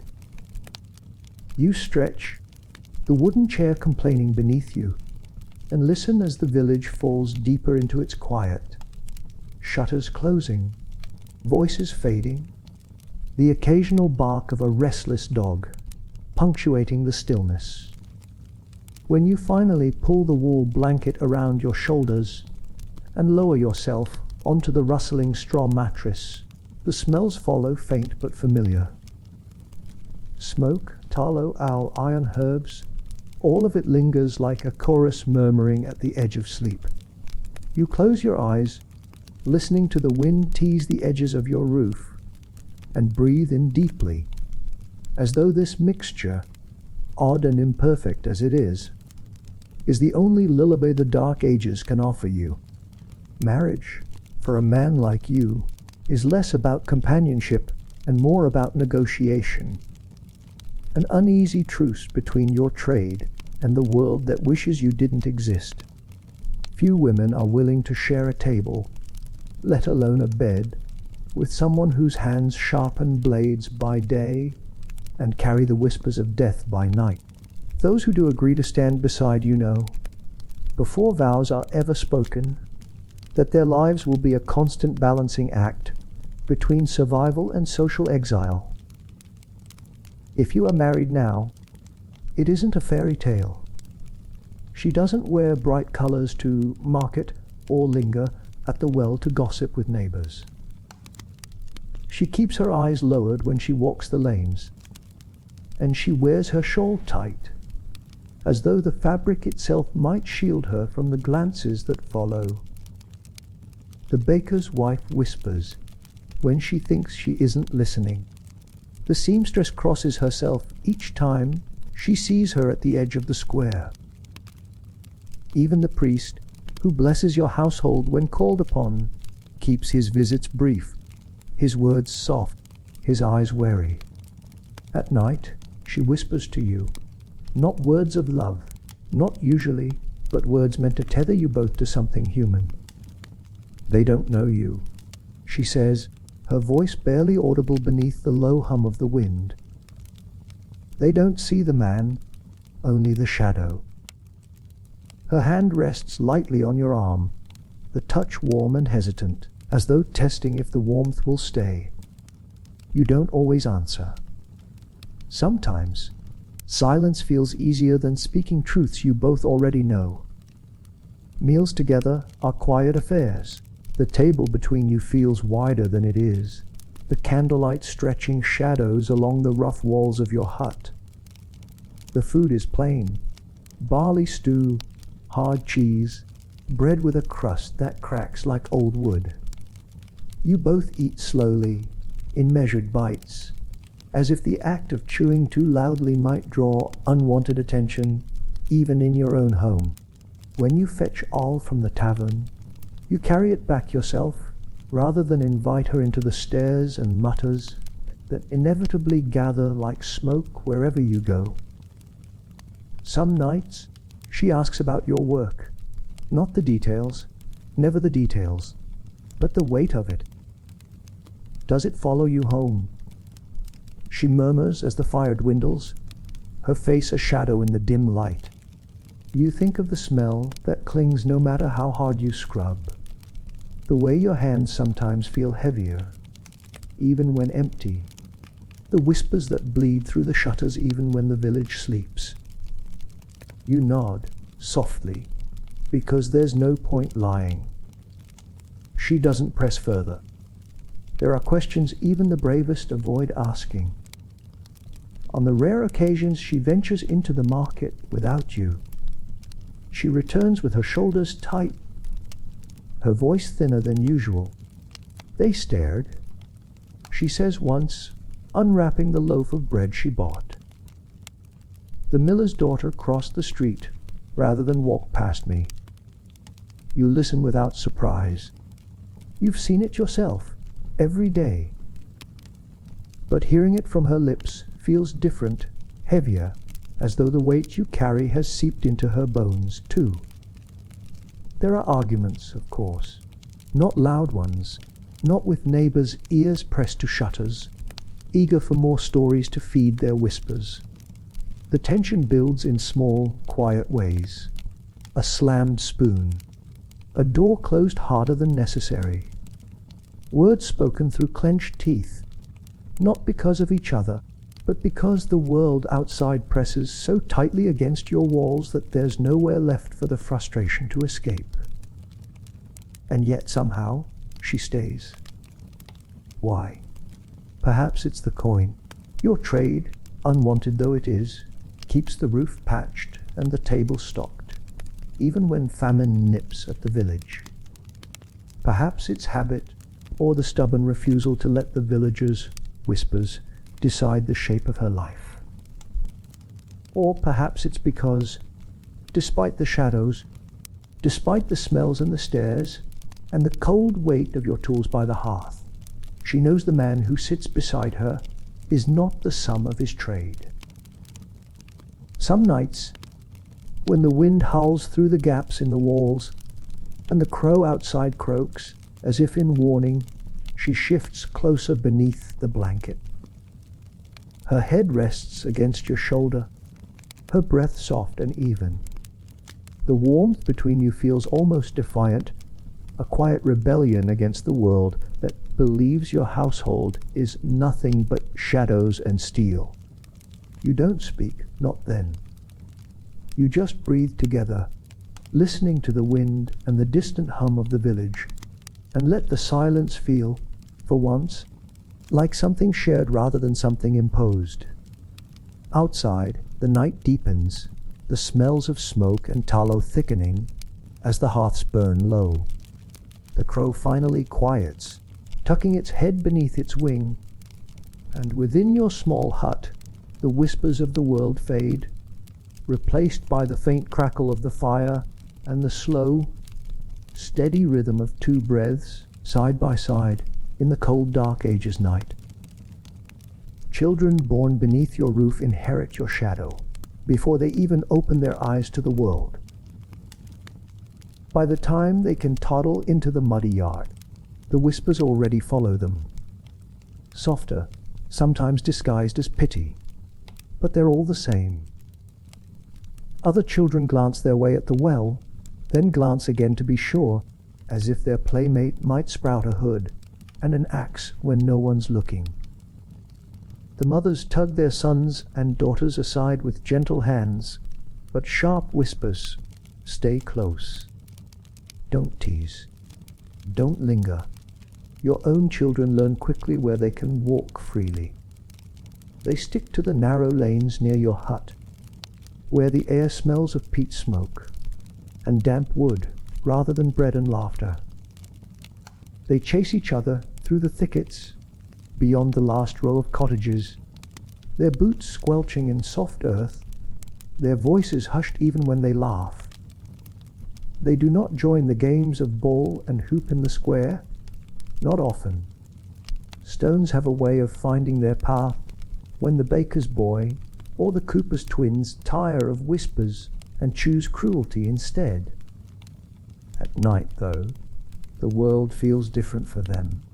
The streets empty, the market quiets, and the square, so tense during the day, becomes a hollow stage beneath the pale wash of moonlight. That's when your children emerge from the safety of your walls, their feet soft on the cobblestones, their laughter finally allowed to rise above a whisper. They race around the dry well, their shadows chasing each other along the uneven stones, their joy blooming in a space that feels, at last, like it belongs to no one. You watch sometimes from the doorway of your hut. The wind carries the faint echoes of their laughter, blending with the distant creak of shutters and the soft croak of the crow perched in its usual place. You do not call out. You know that this freedom, this sliver of childhood unburdened by stares, will vanish the moment a single villager stirs and opens a shutter. You simply watch, letting their voices wash over the night air like the low hum of a lullaby you were never offered yourself. Your wife, if she's still by your side, frets when the children creep out past dark. They'll catch cold, she murmurs as she tugs the blanket tighter around her shoulders. Or worse, someone will see and start talking. You nod, though you rarely stop them. Night is the only time they get to play without fear of stones or stairs. You'd rather risk whispers in the morning than watch their spirits shrink entirely. Even so, the stairs never truly leave them. In the rare moments they walk through the village in daylight, the glances follow like shadows. Merchants' wives mutter as they pass, some with pity, others with disdain. The schoolmaster, a thin man with spectacles and a stiff back, keeps them seated apart during lessons, his voice polite but his eyes quick to flick toward them, as if expecting some sudden outburst. Your children pretend not to notice, their faces still and practiced. But you see the way their shoulders tense when the murmurs start, the way their hands tighten around their slates. Yet, there's resilience in them, too. They've inherited your silence, your patience. They know how to avoid confrontation without shrinking, how to let whispers pass without letting them stick. They play at home with a kind of determination, turning sticks into swords and old scraps of rope into makeshift swings. They laugh in the yard, their joy a small defiance, the sound carrying softly into the wind, where only the crow and the trees bear witness. On cold nights, when the wind rattles the shutters, and the smell of tallow and wood smoke seeps deeper into your walls, they huddle by the hearth with you. Their eyes glint in the firelight, wide and curious as they listen to your low, measured stories, not of the gallows or the square, but of distant hills, of rivers so wide they look like mirrors, of stars that burn so bright they make the world feel almost kind. You tell them slowly, letting your voice rise and fall with the flames, a rhythm meant as much to soothe them as to keep your own mind from wandering too far into darker places. When they sleep, curled like small bundles beneath their thin blankets, you sit a while longer by the fire.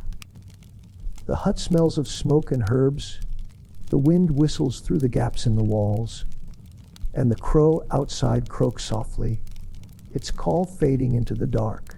You listen to their breathing, steady, untroubled in these hours, and remind yourself that, even here, even with the whispers, there are pieces of life untouched by fear, pieces that belong to you and yours alone, if only for a night. Winter brings its own burdens, as though the weight of the snow conspires with the weight of your trade to press down on your shoulders. The cold seeps into everything, the walls of your hut, the beams of the gallows, the fibers of the ropes you rely on. The ropes especially demand your attention.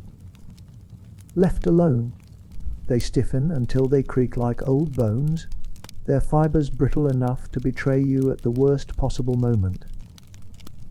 So, by the dim light of the hearth, you work them soft, kneading beeswax and animal fat into the strands until they flex again, pliant and quiet.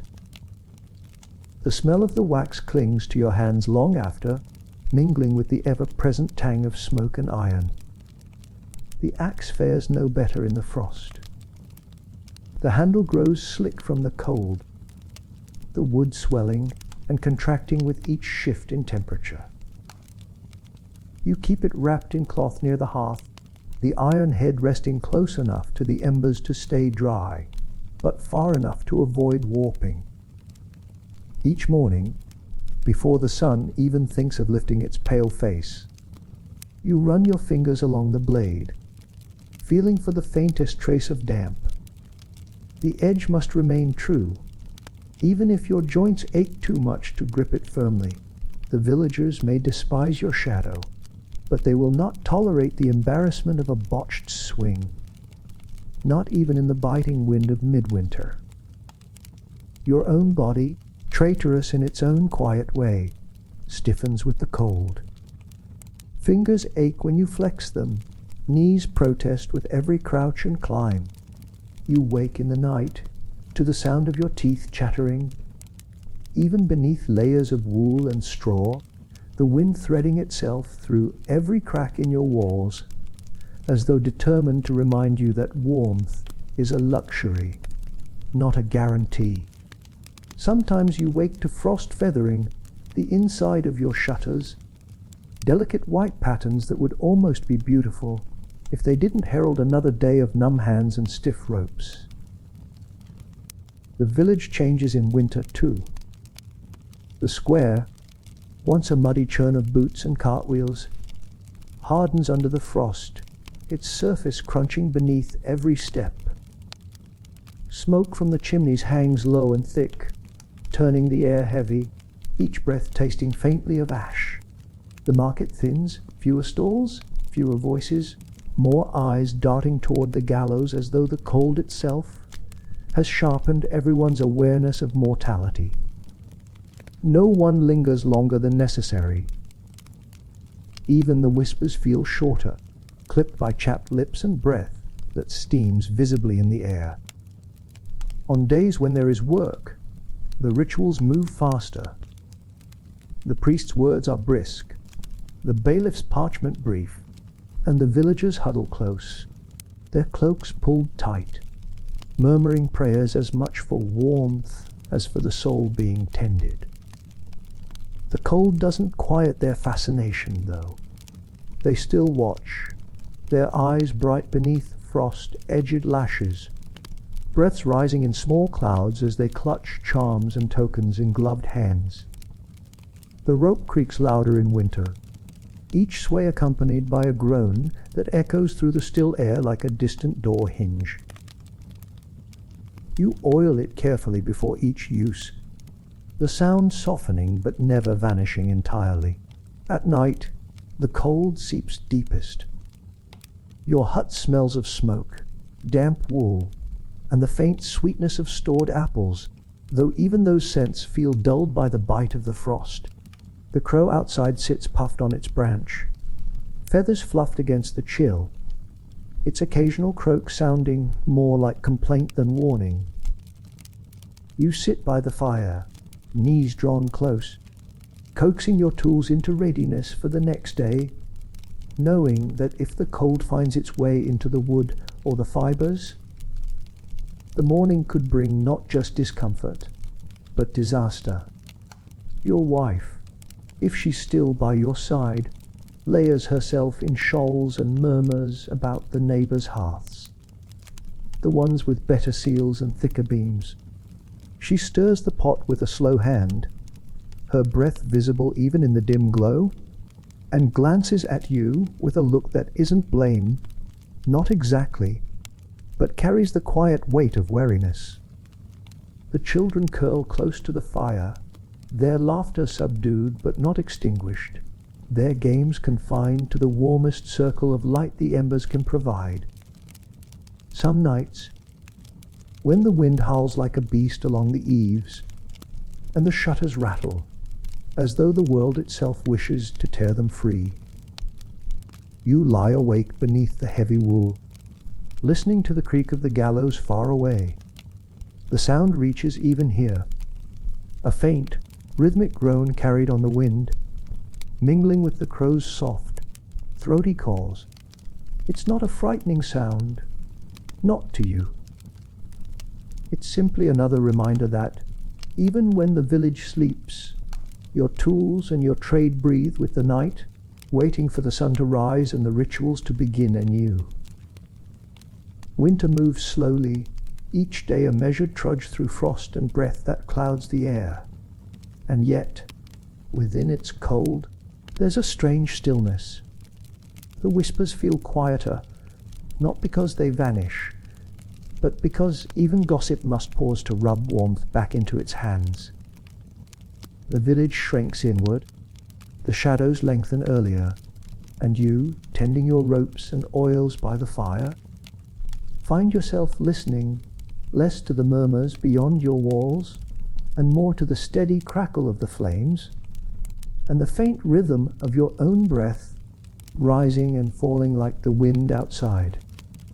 When plague drifts into the village, the air changes long before the first cough echoes through the narrow streets. The stillness feels heavier, as though the smoke from the chimneys and the low winter fog conspire to press the world closer to the ground. The smells shift, too. Less of roasting meat, less of bread, and more of smoke and the faint, bitter tang of herbs hung in doorways to keep death at bay.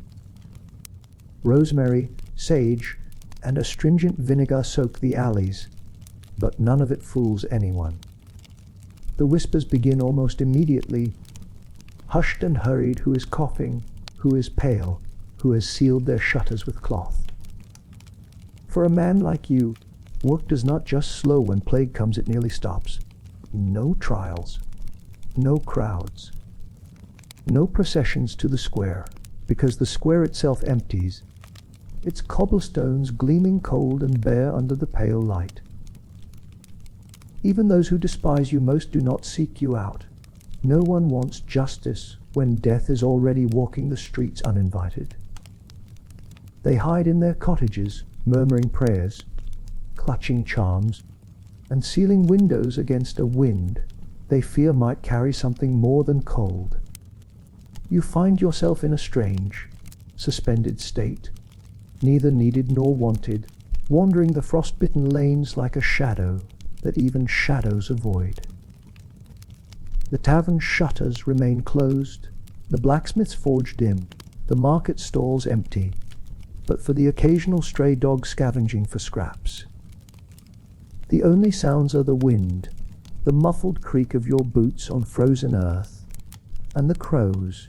They gather more than usual, their harsh calls breaking the heavy quiet, as though nature itself senses what the village will not yet say aloud. Bread, when you can find it, costs double. Ale, watered down and sour, comes only when the innkeeper dares crack his door for a brief, silent exchange. He does not meet your eye. He sets the cup on the threshold and retreats, as though even proximity to your shadow might invite sickness. It is not you, not really. It is fear, leaking into every gesture, making every person a ghost behind their shutters. You leave coins and walk away, the sound of your own breath loud in the still streets. Nights grow longer, not just because the sun flees so quickly, but because the quiet is so deep it feels like a second skin.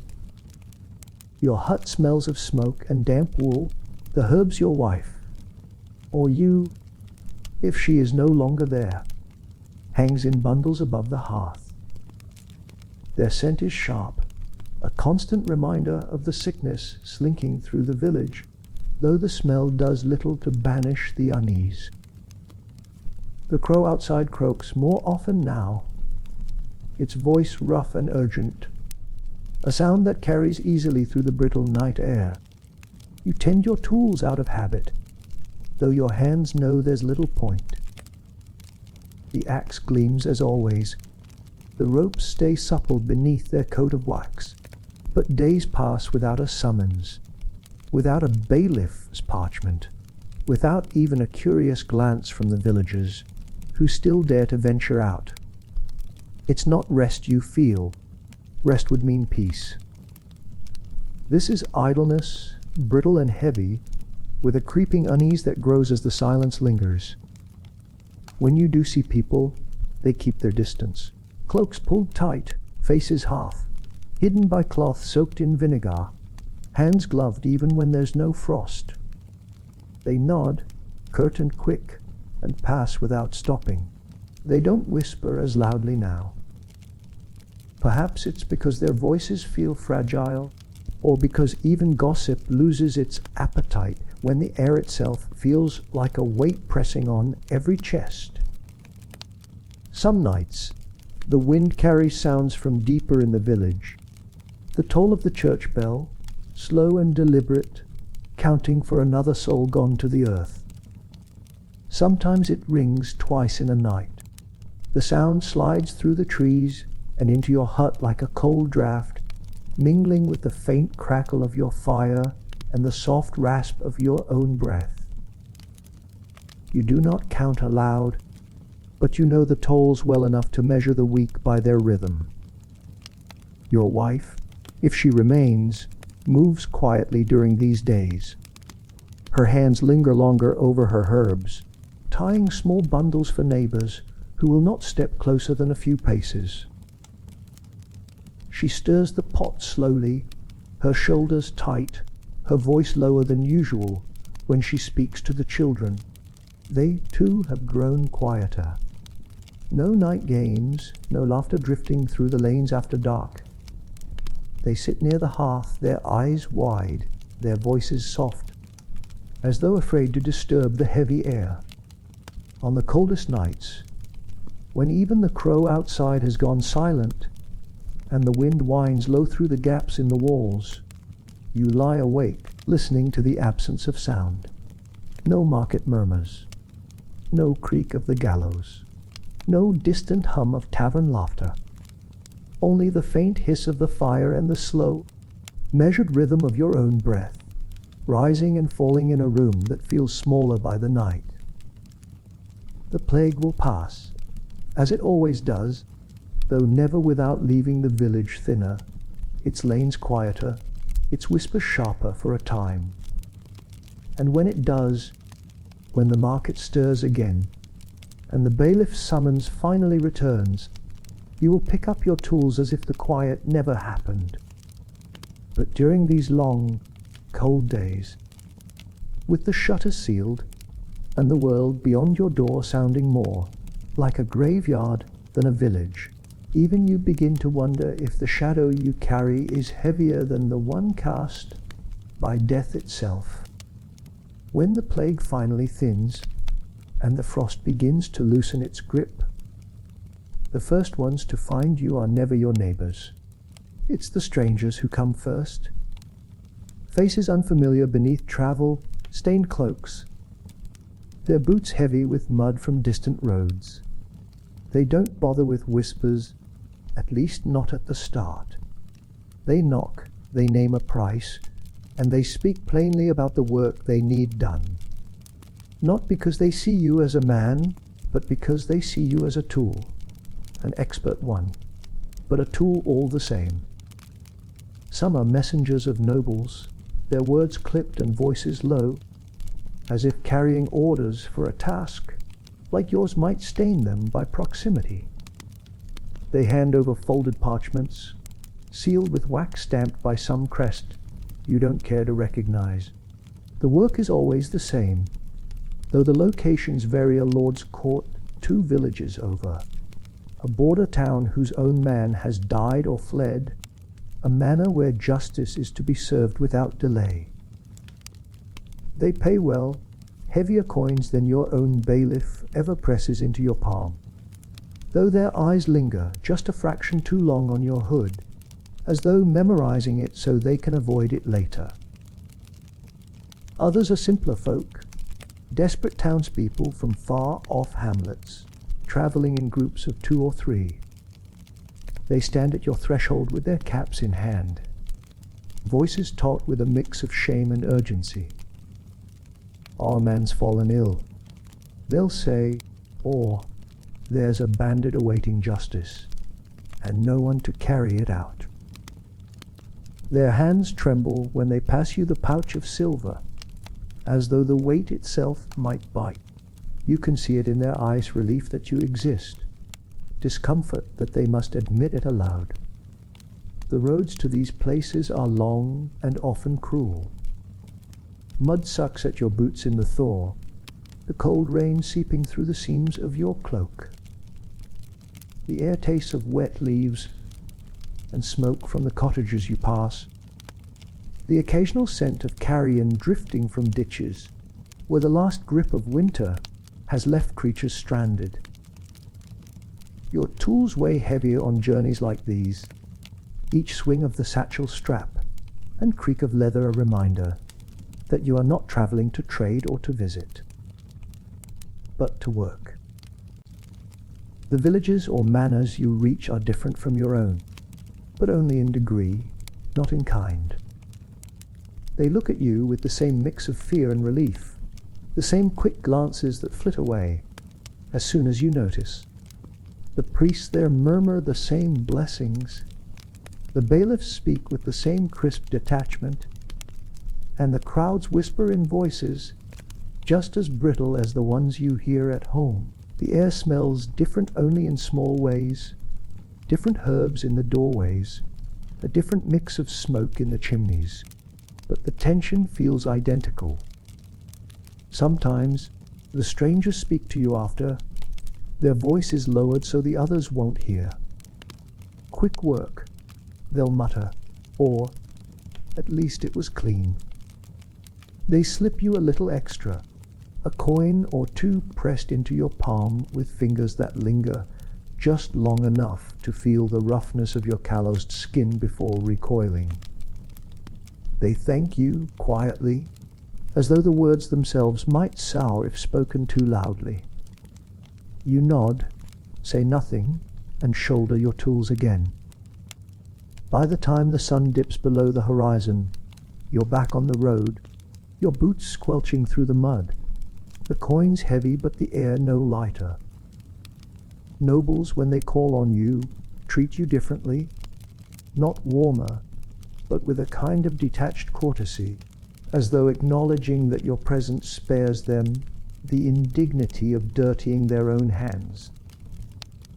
They'll offer you better food than you're used to. Dark bread, salted meat, wine watered just enough to stretch the cask.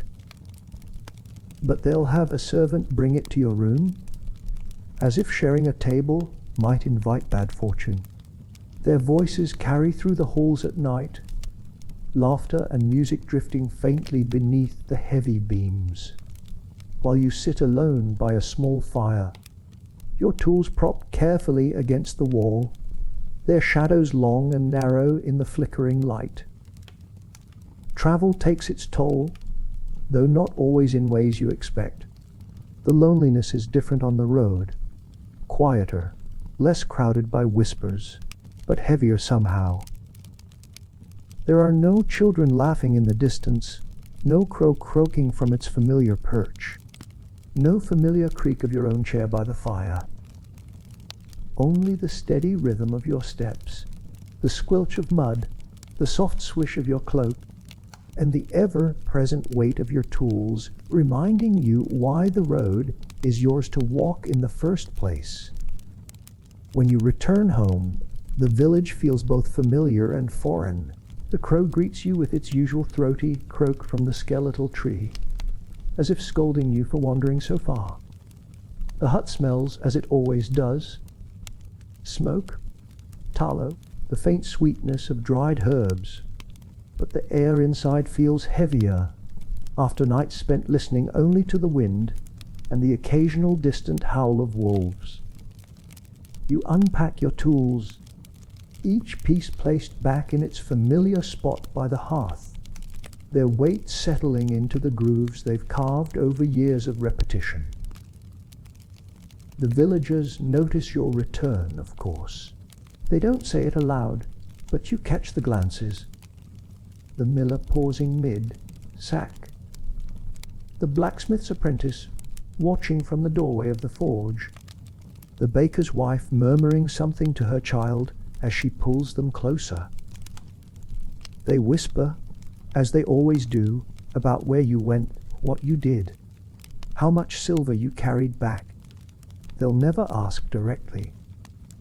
They'll never thank you either. But they'll sleep easier, knowing someone else bore the burden they'd rather keep far from their hearths. And so the cycle resumes, strangers knocking, coins changing hands, boots slogging through mud, whispers rising and fading. The roads may stretch far and wide, but they always lead back to the same hut, the same crow, the same scent of smoke curling lazily through the rafters as you sit by the fire, your tools resting in their place, waiting for the next knock on your door. The nights after long journeys, when the wind presses softly against your shutters and the fire burns low, are the ones when stories find their way into your hut, not tales told by neighbors. Those doors remain closed to you, but by others of your trade, men whose lives resemble your own closely enough that no introductions are necessary. Sometimes they arrive by happenstance, other times by intent, summoned by the knowledge that only those who carry the same shadow can truly understand it. Their cloaks, like yours, smell of smoke, tallow, and travel. Herbs stuffed in satchels to mask the inevitable tang of iron that clings no matter how carefully the tools are scrubbed. They sit heavily in your chairs, stretch their legs toward the hearth, and let their words come slow, as though each one must be coaxed past a stubborn gate. These gatherings are not loud. There is no laughter echoing to the rafters, no drunken boasts.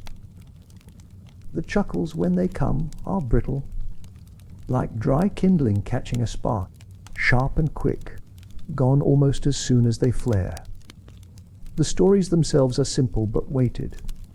One man, his beard streaked with frost, speaks of a town where the gallows stood on a hill so steep the condemned needed 2 men to steady them on the climb. Another, younger and with hands still raw from work, recounts a day when the rope snapped and the crowd murmured louder than the priest's prayers. There is no gore in their words, only the consequences, the murmurs, the awkward silence of crowds who demand perfection from men they will not look in the eye. You share your own tales, though sparingly. You tell of the winter, when the wind froze the ropes, so stiff they sang like harp strings before the priest blessing. You speak of the 2 boys who once followed you home at dusk, whispering behind their hands until you stopped, turned, and said nothing, just stared until they ran. Your fellow executioners nod, not with amusement, but with understanding. They've seen the same faces, heard the same whispers, walked the same lonely paths back to huts at the edge of towns that never wanted them. Sometimes, when the hour warms the room enough, someone ventures a joke. Not the kind told in markets or taverns, but dry, thin things that only men like you can laugh at. At least ropes don't ask for payment. One mutters, swirling his cup. Another smirks and says, "Axe never judges my cooking, even when it's worse than my swing." The laughter is quiet, subdued, the sound of men exhaling tension rather than finding real mirth. Still, it's something, a sound other than the wind, the crows or the murmurs. When the fire sinks into embers and the wind hums along the edges of the shutters, the conversation slows to near silence. Cups are drained, cloaks are pulled tight, and boots creak as the others rise, each man preparing to step back into the cold night. They leave without fanfare, their shapes vanishing into the dark lanes, each one returning to his own shadowed corner of the world. No farewells beyond a nod. No promises to meet again soon. This is not friendship as most know it. It is survival, a reminder that there are others breathing under the same weight, even if the roads between you are long and lonely. When your hut is quiet again, the only sounds are the crow shifting on its branch and the faint hiss of the wind through the gaps in the walls. The air smells of smoke and all, the faint herbal trace from the bundles still hanging overhead, and that lingering undertone of iron that no gathering can banish. You sit a while longer by the hearth, your tools at your side, their shadows flickering across the floor. These nights leave you neither lighter nor heavier.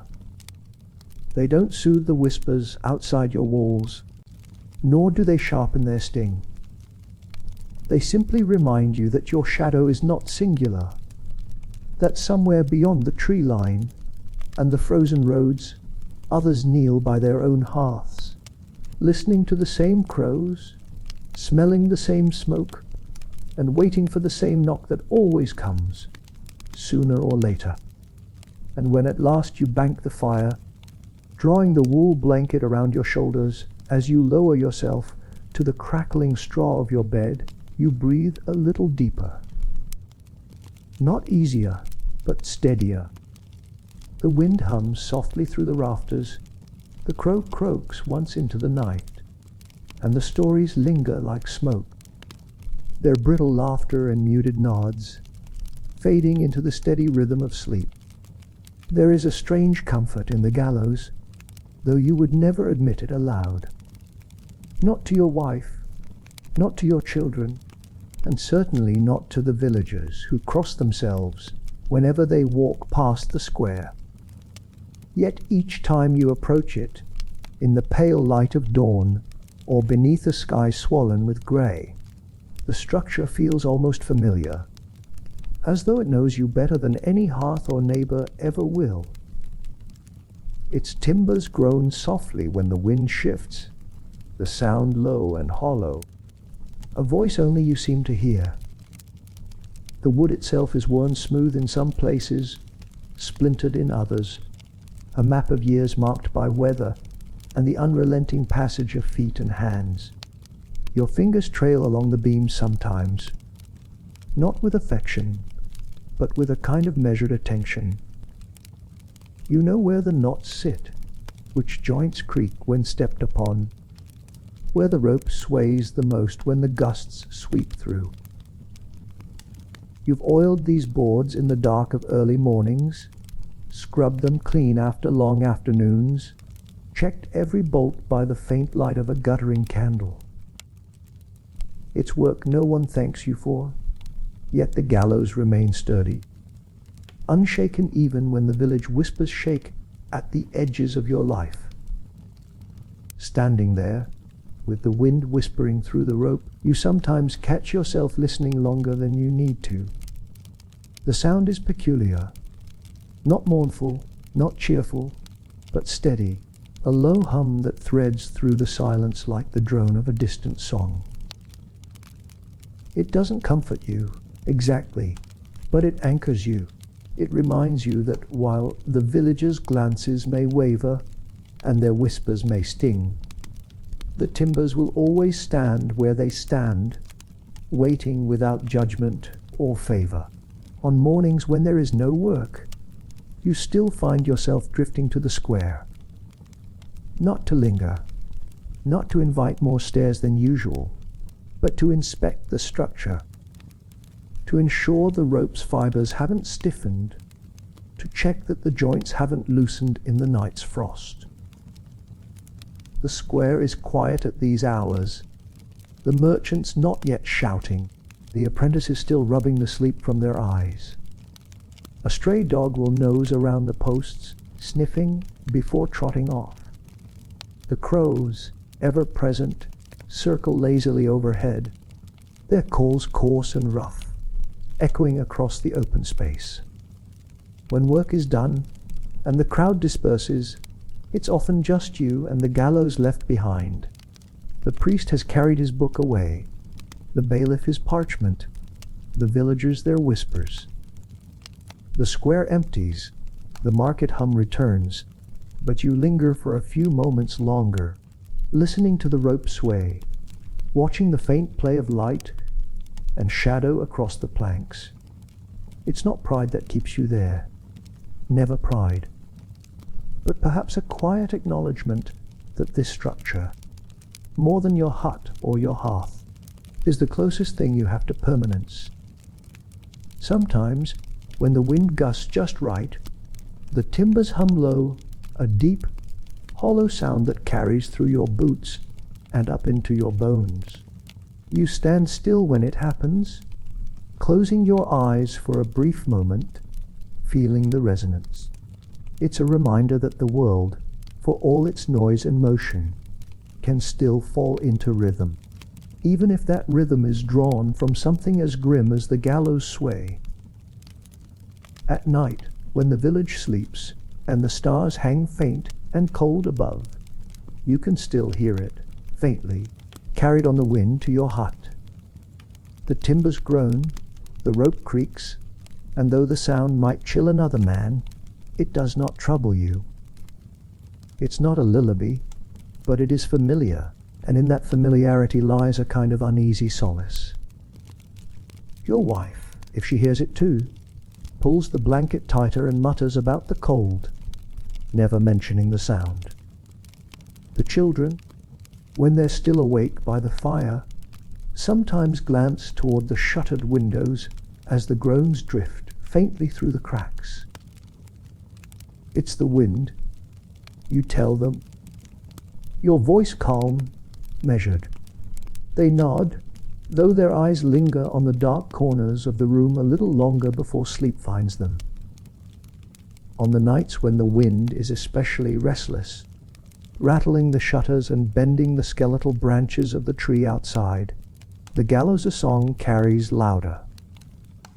The crow, perched in its usual place, answers with a single croak before tucking its head beneath its wing. You lie awake, listening as the sounds thread together: the hum of the rope, the low moan of the beams, the soft hiss of the wind along your roof, and let them settle into a rhythm. Not comforting, not soothing, but steady. A rhythm as constant as your breath, as unchanging as the shadow you carry each day. And when sleep finally comes, it comes not as escape, but as a slow surrender to the familiar chorus: the wind, the crow, and the gallows, humming softly in the distance, a reminder that even in the stillness of night, the tools of your trade remain awake, waiting for the sun to rise again. It happens rarely, but when it does, the sound feels so foreign it startles you more than silence ever could. The crowd cheers your name. Not as a hero, not truly, but as a man who has done what they could not bring themselves to do. It comes on mornings when the condemned is not just a thief or a brigand, but someone whose shadow loomed over the village long before yours. An outlaw who raided their barns, a soldier turned murderer, a lord's cruel steward finally brought to the block. The sound begins hesitantly, as though no one is quite certain it's allowed.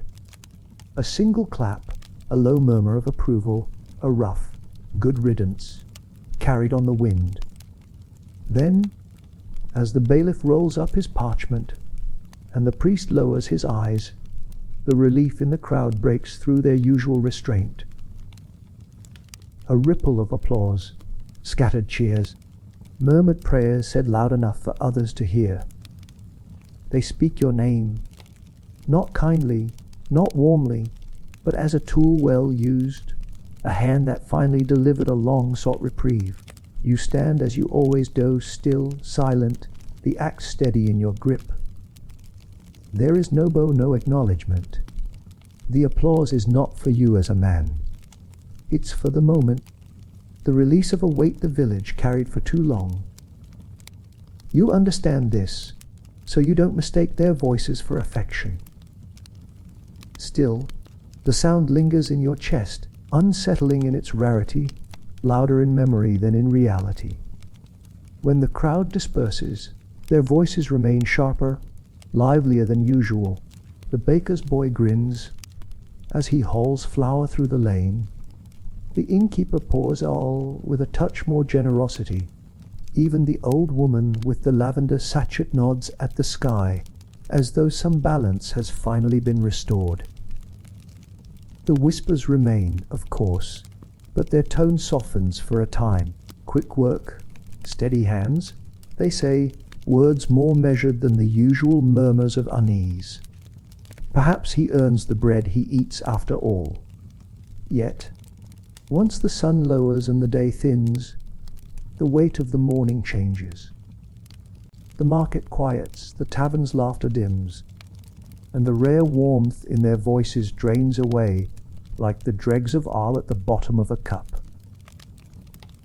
By the time you leave the square, your boots tracing the same muddy path home, the cheers feel distant, unreal, as though they belong to some other day, some other man. The silence that follows feels heavier for their absence, the night air settling thick around your shoulders, as if to remind you not to grow accustomed to such noises. In your hut, the quiet feels almost sharp, as though it's reclaiming territory stolen by the rare sound of gratitude. The crow croaks softly outside, its voice low and rough, an anchor pulling you back to the familiar. The fire burns low, filling the air with the scents you know too well. Smoke, tallow, the faint sweetness of the herbs, still hanging from the rafters. You sit by the hearth, the axe leaning against the wall, its blade glinting faintly in the light, the rope coiled neatly beside it. These are constants, unchanging, while applause is a fleeting thing, a gust of wind that passes and leaves the air still heavier than before. Sometimes your wife remarks on it. "They spoke kindly today," she'll say softly as she ladles stew into bowls, her eyes flicking toward the shuttered window, as though expecting someone to snatch the words back from the air. You nod but say little. Kindness from the village, like warmth in deep winter, never lasts long enough to be trusted. The children, if they heard it, say nothing at all. Perhaps they do not know whether to feel pride or caution, and perhaps they have learned that silence serves them better than either. As you stretch out on the straw mattress that night, the faint creak of the gallows carried on the wind, you let the memory of the cheers settle briefly before sleep. Not to savor it, but to remind yourself it happened at all. That, once in a great while, the same voices that mutter charms and cross themselves when you pass can raise their pitch in something almost like approval. It's a peculiar warmth, but a fleeting one, quickly cooled by the night air and the crow's soft, throaty call outside your window. And by morning, when the frost clings to the cobblestones and the shutters crack open just wide enough for the first glances of the day, the whispers will return, as they always do, softer at first, but growing sharper as the market hum begins again. The cheers, like footprints in melting snow, will fade, leaving only the familiar rhythm. The creak of the gallows, the hum of the rope, and the steady, unbroken shadow that follows your every step. The final dusk comes quietly, not with fanfare or the sharp toll of a bell, but with the slow stretch of shadows as the sun dips low behind the skeletal trees. The air carries the chill of coming frost, a dampness that seeps into the seams of your cloak as you walk the familiar road one last time. The cobblestones glisten faintly from the day's thin rain, their reflections catching bits of fading light like embers dying in a hearth. The village murmurs around you, softer than usual, not out of respect, but because even gossip grows hushed when a chapter closes.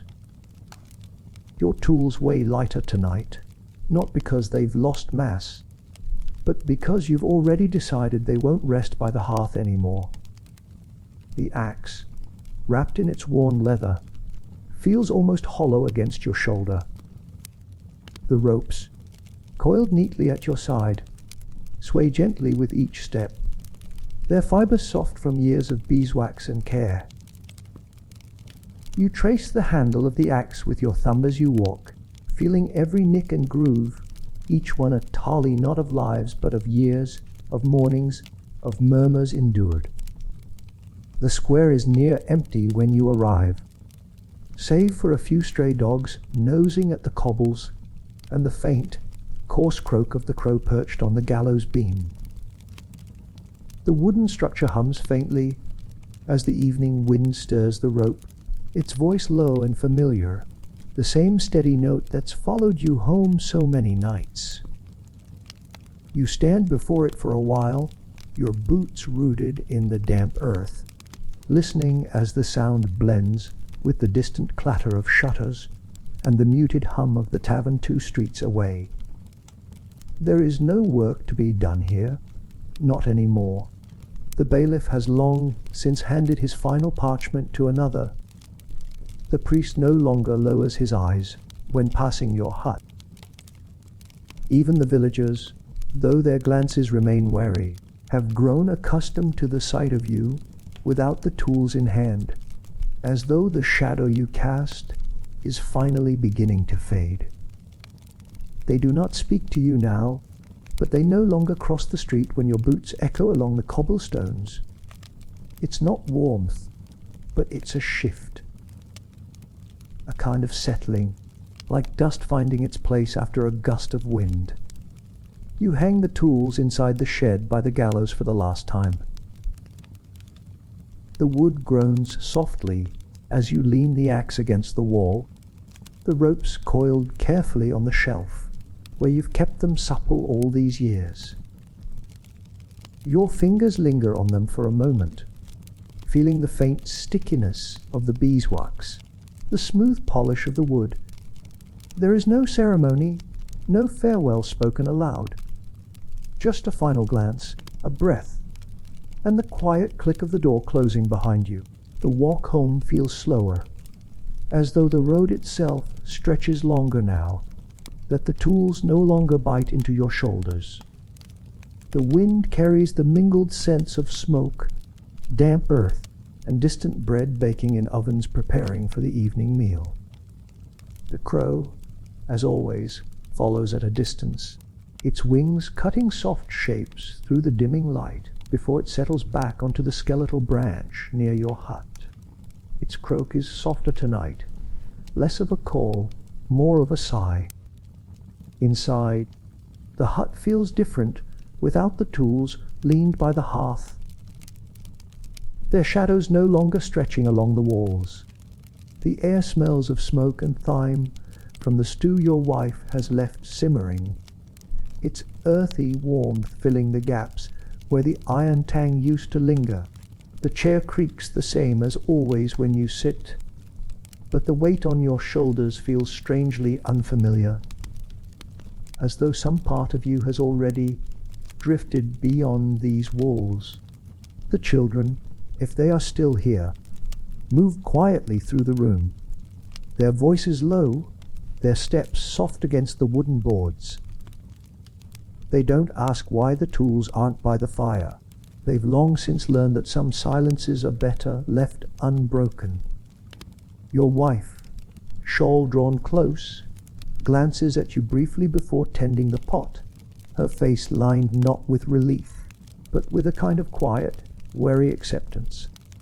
Life will change, but slowly, carefully, as it always has for those who live at the village's edge. When night fully settles, the sounds of the village ebby into the distance. The shutters close, the tavern's laughter fades, and the wind hums along the roof, carrying the faint creak of the gallows all the way to your walls. You lie on the straw mattress, the wool blanket heavy over you, and listen as the chorus you've known for years. The wind, the crow, the groan of the timbers, threads one last time through the dark. The insects outside sing softly, their chorus rising and falling in gentle waves. The crow croaks once, then falls silent. The wind shifts, rattling the shutters just slightly, and then stills. You close your eyes, your breath steady, the weight of your trade finally lifted, though the echo of its rhythm hums faintly in your chest. The world feels no warmer, no kinder, but quieter, quieter than it's ever felt. And as you drift towards sleep, the darkness feels less like a shadow and more like a blanket, the murmurs and glances fading with the day, leaving only the steady whisper of the wind to carry you forward into the night. The past, with all its cold winds and heavy silences, fades gently now, leaving only the soft hum of the present to hold you. The gallows, the murmurs, the crows, and the whispers of smoke and tallow drift away like mist, no longer pressing against your shoulders.